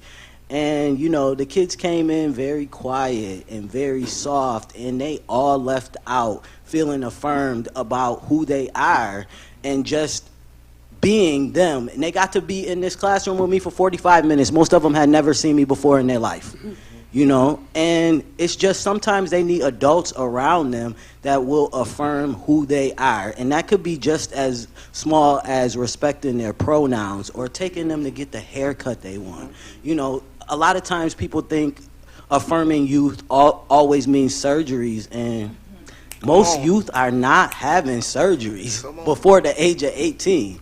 What they want is just to be seen, heard, and respected. Ooh, T, you took me right there. You took me right there.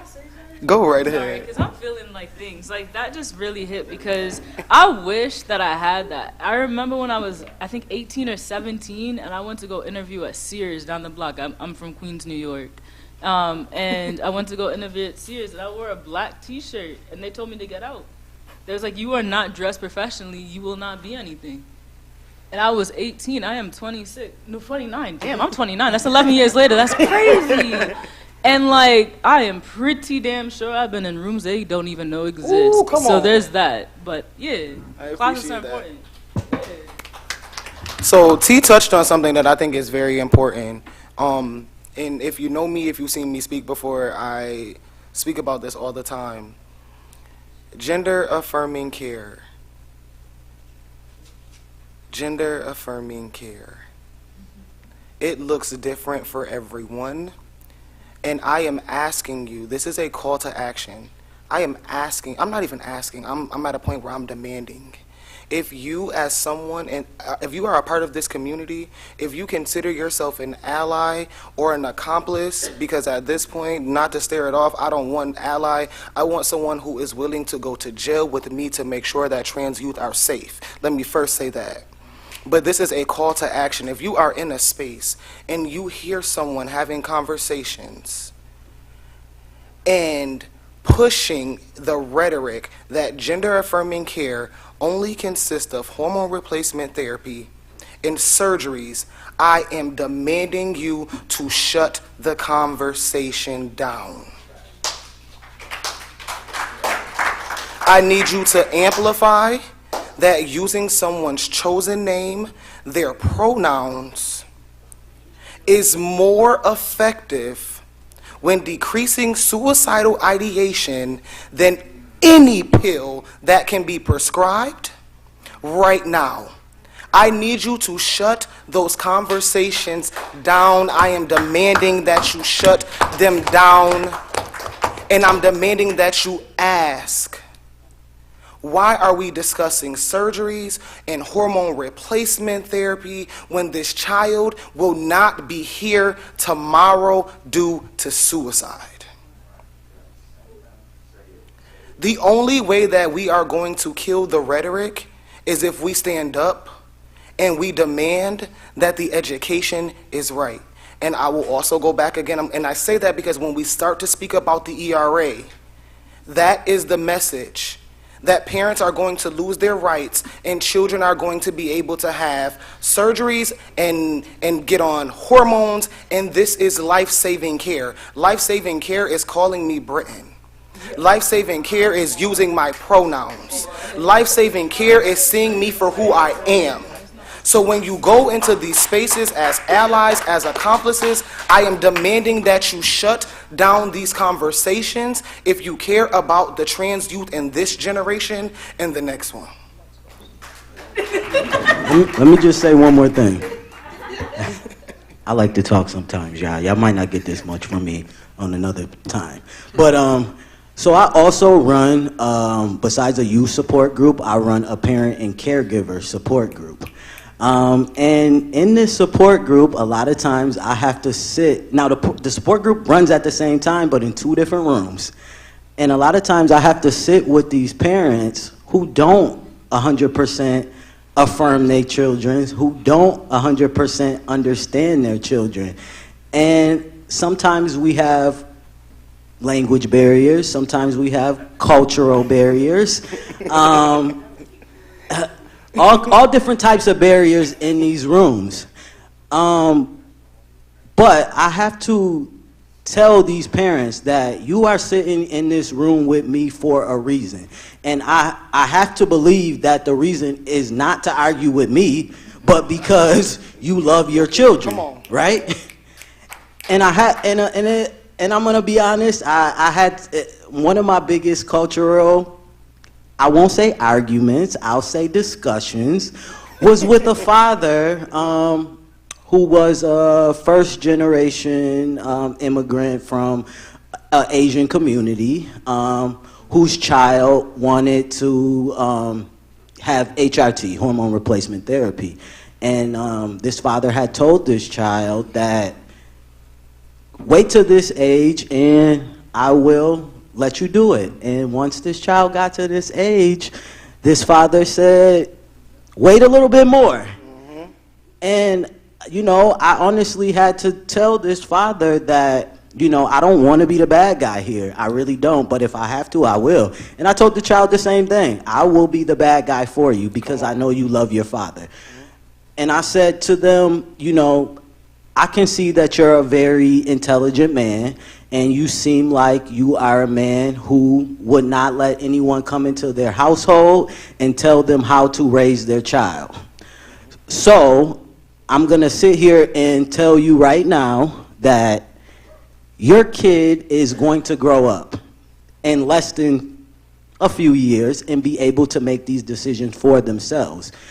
And you keep telling me you love your child. You keep that this is what you love your child. You don't want anybody else to say anything bad about them.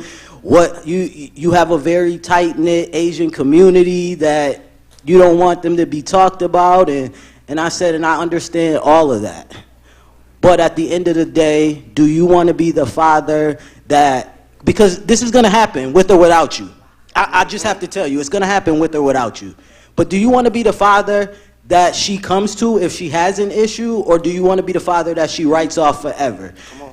Do you want to be the father that leads their family, or do you want to be the father that hides in the shadows when their child needs something? Because that is the decision that you need to make. And I'm not saying you have to make it with me right now, but that is something that you have to lie in your bed at night and think about. What type of father do you want to be in this moment? Because your child is going to grow up regardless. And how far your relationship goes, that is on you right now.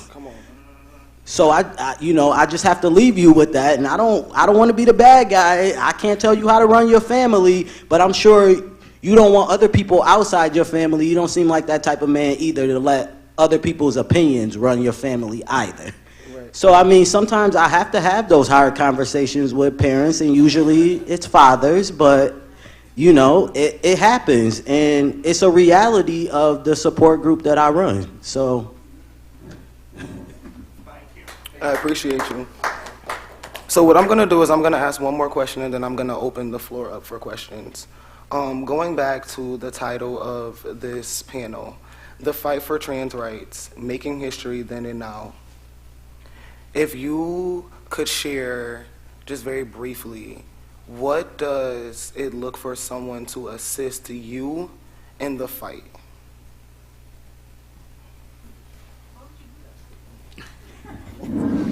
That's really hard because I don't like asking for help. Come on.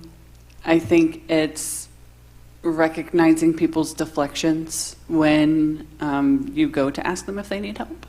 So like if you think I might need help, I might need help.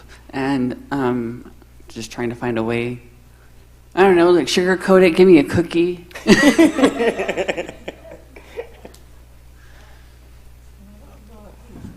I don't think it is what I need as help. I think it is more of a question of what are you going to do to help? I think that's a question that you should all be asking yourselves. What would you like to do to help this fight? You know, because I can ask you to do anything under the sun, but are you willing to do it? Do you have the capacity to do it? So I need you to figure out what your capacity is in this fight and do it. And are you willing to learn how to do it safely? That's the part. Come on, Ace.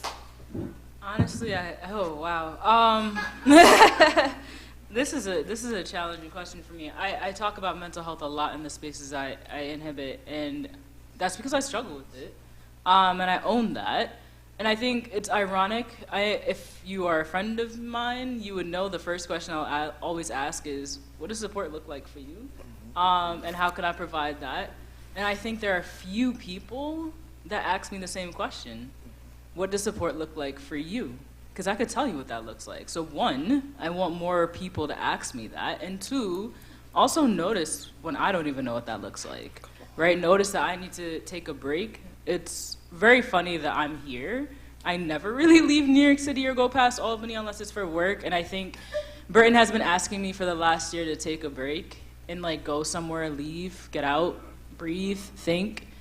And I think it's very freaking funny that you got me to do a panel and work in Rochester.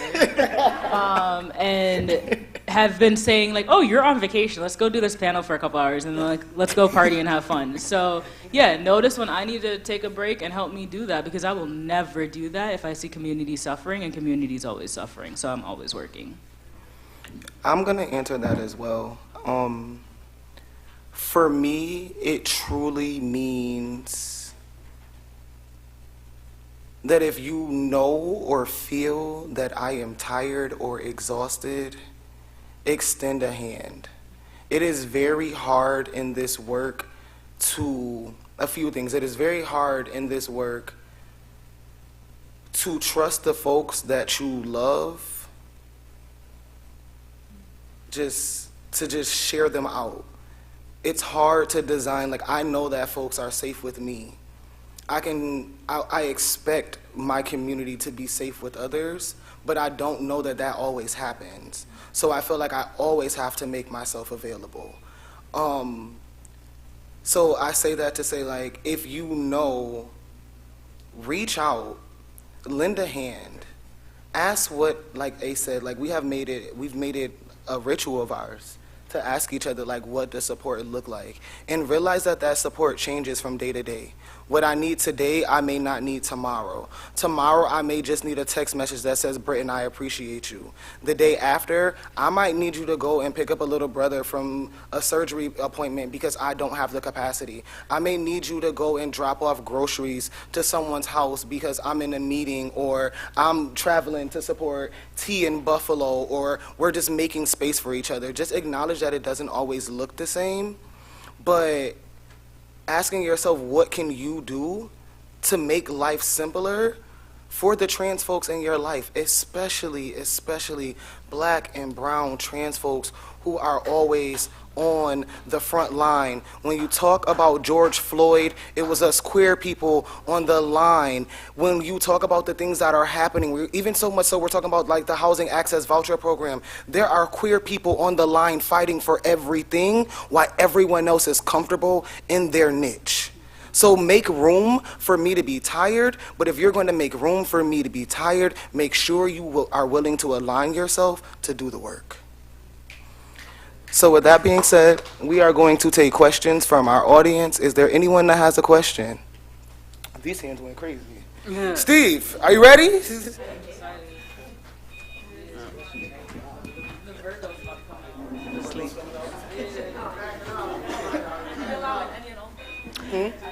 Good afternoon. I have 2 questions. Okay. I'm kind of new to this whole mental health or any addiction, all that stuff you guys are talking about. However, I've been in a group for about 3 months now that talks a lot about recovery. They've moved past like AA and NA, so they're in a better place, all those people. And I'm zeroing on you and your closet. Because in that session, it's about 4 months, it's a sneaker that triggers people to go do stuff, to go sell stuff, to be in the gangs. It seems like consistently when each kid is speaking, their mom couldn't afford that sneaker. I also listen to the hip hop songs that they're listening to, and the sneaker keeps playing.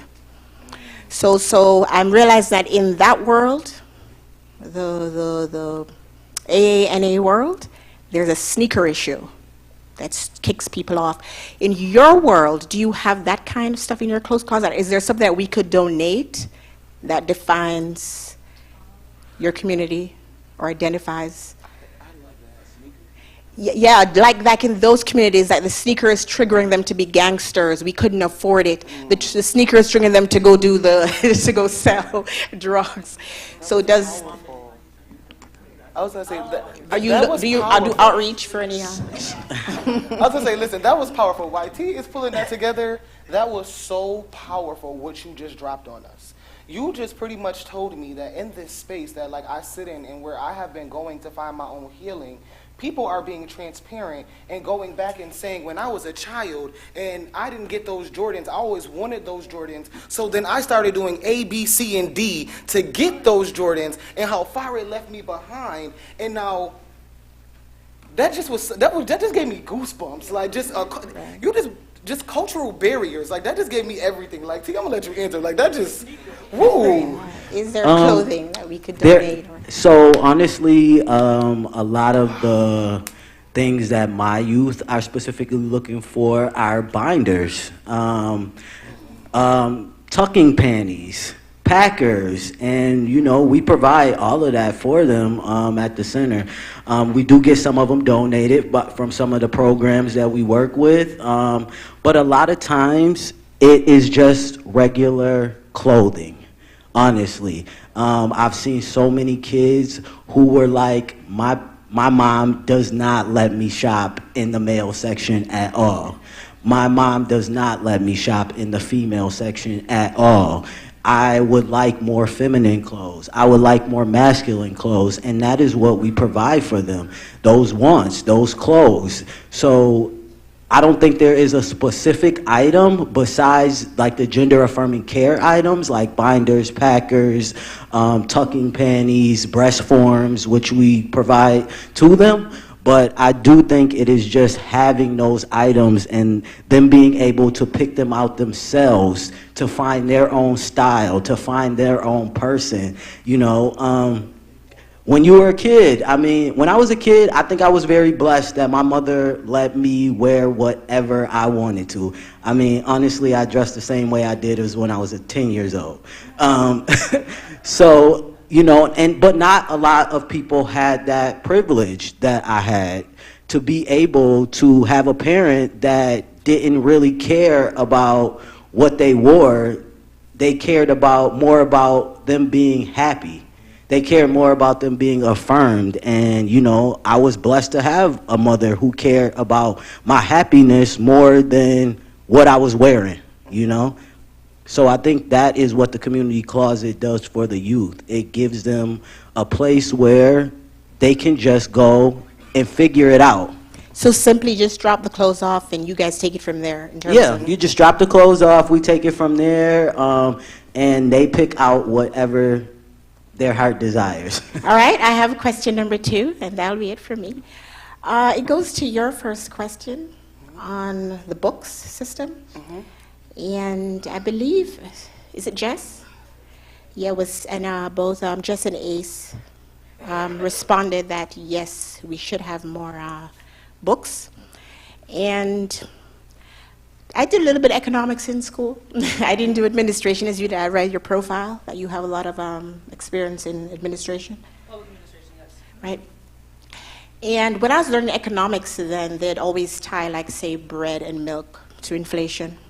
You know, they say the price of this is going to tell you what's going to happen in respect to how money works. And I've been hearing or reading that books and magazines have a correlation with police activity, like proliferation of the prisons, and magazines are coded to the guns. Would you still support proliferation of books if you realize that Rochester's in the other direction, they're closing the prisons? If you realize that there's a correlation between books, if books go up, police activities go up. If magazines go up, police activities go up. Would you still support the proliferation of books? And remember now that you have a physical world now and the digital world, so I guess you can take it from there. Would you still say yes, build more prisons, yes, give us more police activities if physical world books is correlated? Yeah, so before I answer, I want to again self-disclose that I am not speaking on behalf of any of the organizations that I represent. And with that, speaking as an activist, it's a compounded issue. It's a compounded challenge, if you will, right? Because books can breed education, books can change worlds, books can expand your minds, and books can also do what you're talking about. In the same respect that anything else can do that, it's a compounded issue. We have to try different strategies, right? We have housing issues, we have immigration issues, we have everything else that also contributes to the police system, to the jail system, to the prison system. It's not a siloed issue. And to put it solely on books is to denounce and not recognize the other policy areas that are directly impacting why we have so many people that look like me in jails. So while I acknowledge and appreciate the question, my response to that is so much deeper than what you're asking.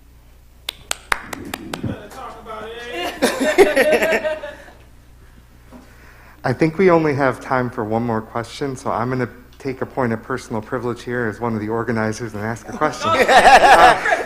Use your privilege, Braden. So we talked a lot about asking for help and what the community can do, but one thing that we often don't talk about as community organizers is self-care. This work, any part of the work you're doing, any area of it you're doing, any degree to which you are doing it, it is exhausting. And I just wanted to hear from each of you, and even from you too, Britt, on the ways that have worked for you to practice self-care.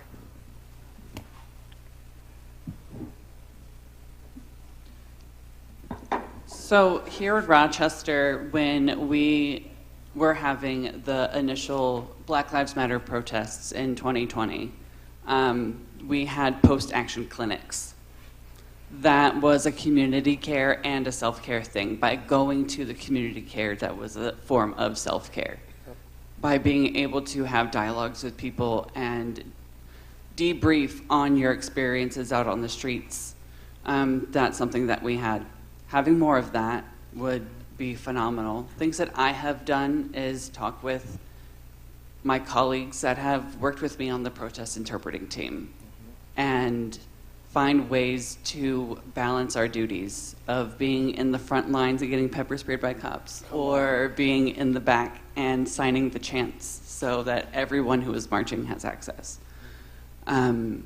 Teamwork makes the dream work, and just supporting on your, relying on your support network is vital for self-care. For me, self-care, I take a day every week for self-care. I think self-care is very important. I call them self-care Sundays. Please don't call me on Sundays unless it's an emergency. I take Sundays to do the things that I specifically like to do, whether it be photography or biking or just visiting my family. I have like 20-some nieces and nephews. So just hanging out with them and listening to them yell, Uncle T, Uncle T, Uncle T, watch this, look what I can do. That is self-care for me. You know, just being around community is self-care for me. I'm also in ballroom. That is self-care for me.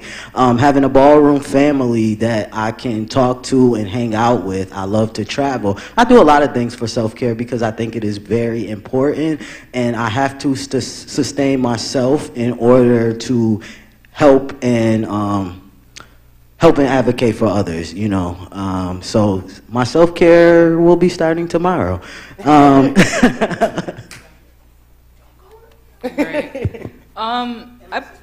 That part. I play Fortnite. I literally play Fortnite. Like, I shit you not. If you call me, I will 100% tell you I am currently killing someone in Fortnite, so I cannot do this. Like, it's so funny. Yaneri Cruz from Nighttag called me the other day, and I was like, I'm literally, like, I hear you. Like, I want you to figure out what you want to wear to the gala, but I'm playing my video game. And I'm coming into the understanding of, like, the importance of friends and community. I grew up very alone by choice because people hurt people, and I'm just tired of being hurt. So I am now reaffirming self-care and, like, reaffirming family and chosen family. So I'm learning to love and to be loved. So that looks like reaching out to people, shooting a text to Chanel Lopez, like, making sure Burton's good, sending a voice memo on some like silly thing that has nothing to do with work, or has everything to do with work, but it's funny, right? And also like just sitting with myself and learning what I like and what I don't like. I like crystals. I've been wearing a crystal for a week, and it's rose quartz, and it's all about self-love and empowerment, and I've been feeling like I'm the shit, so that's great. And I just booked a flight to Atlanta when I was sitting over there. Don't know where I'm going, but like what I'm doing, and it's happening, right? Like random things, trying everything until something sets. Self-care is about understanding that like you're not gonna get it right the first time, second, the third time. Keep trying until you are cared for and you feel loved by you, and then let other people love you thereafter.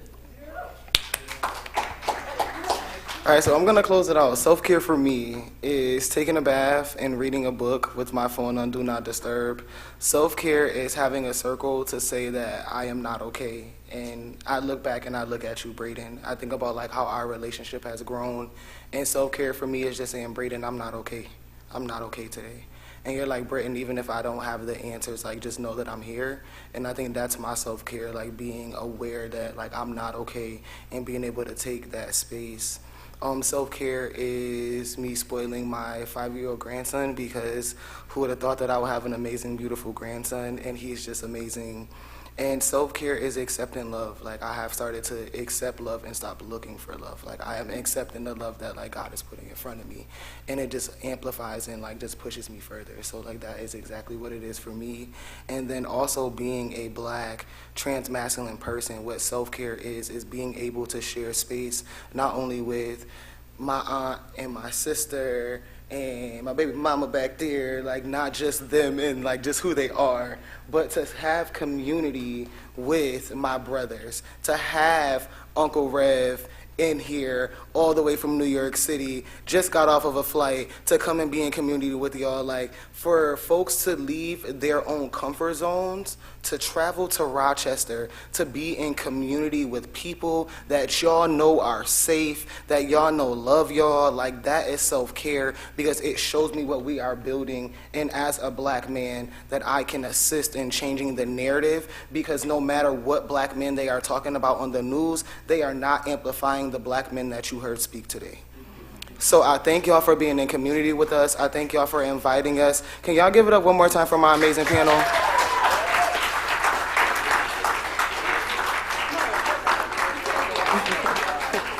Like, real quick, I don't think many people understand the importance of what you did by creating like space for all of us to be here, like statewide, bro. When I say you are statewide, you are statewide. So thank you for having us here. That's right, Buffalo. We got Buffalo. We got Queens over here. Uncle Rev, where you at? Long Island. Like, this is statewide. Like, this is what statewide community looks like.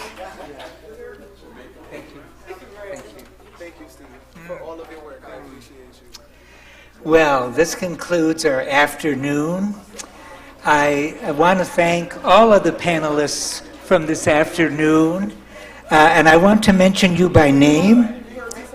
Chanel Lopez, Giovanna Davis, Britton Hargers, Ari Moore, Reverend Eunice Coleman, Penny Sterling, Ace Sutherland, Shatir T. Douglas, and Jess J.J. Whitehouse. I want to thank our sponsors, who are the Friends and Foundation of the Rochester Public Library, Image Out, LGBTQ Together, and Shoulders to Stand On. And I want to thank the program sponsors who made this possible today. That is Braden Reese. Thank you, Braden. Tamara Lee, who could not be with us today. Christine Radarski, who is with the Public Library as the history director, and myself. Thank you all. We have a call to action. Let's keep the action moving. Thank you.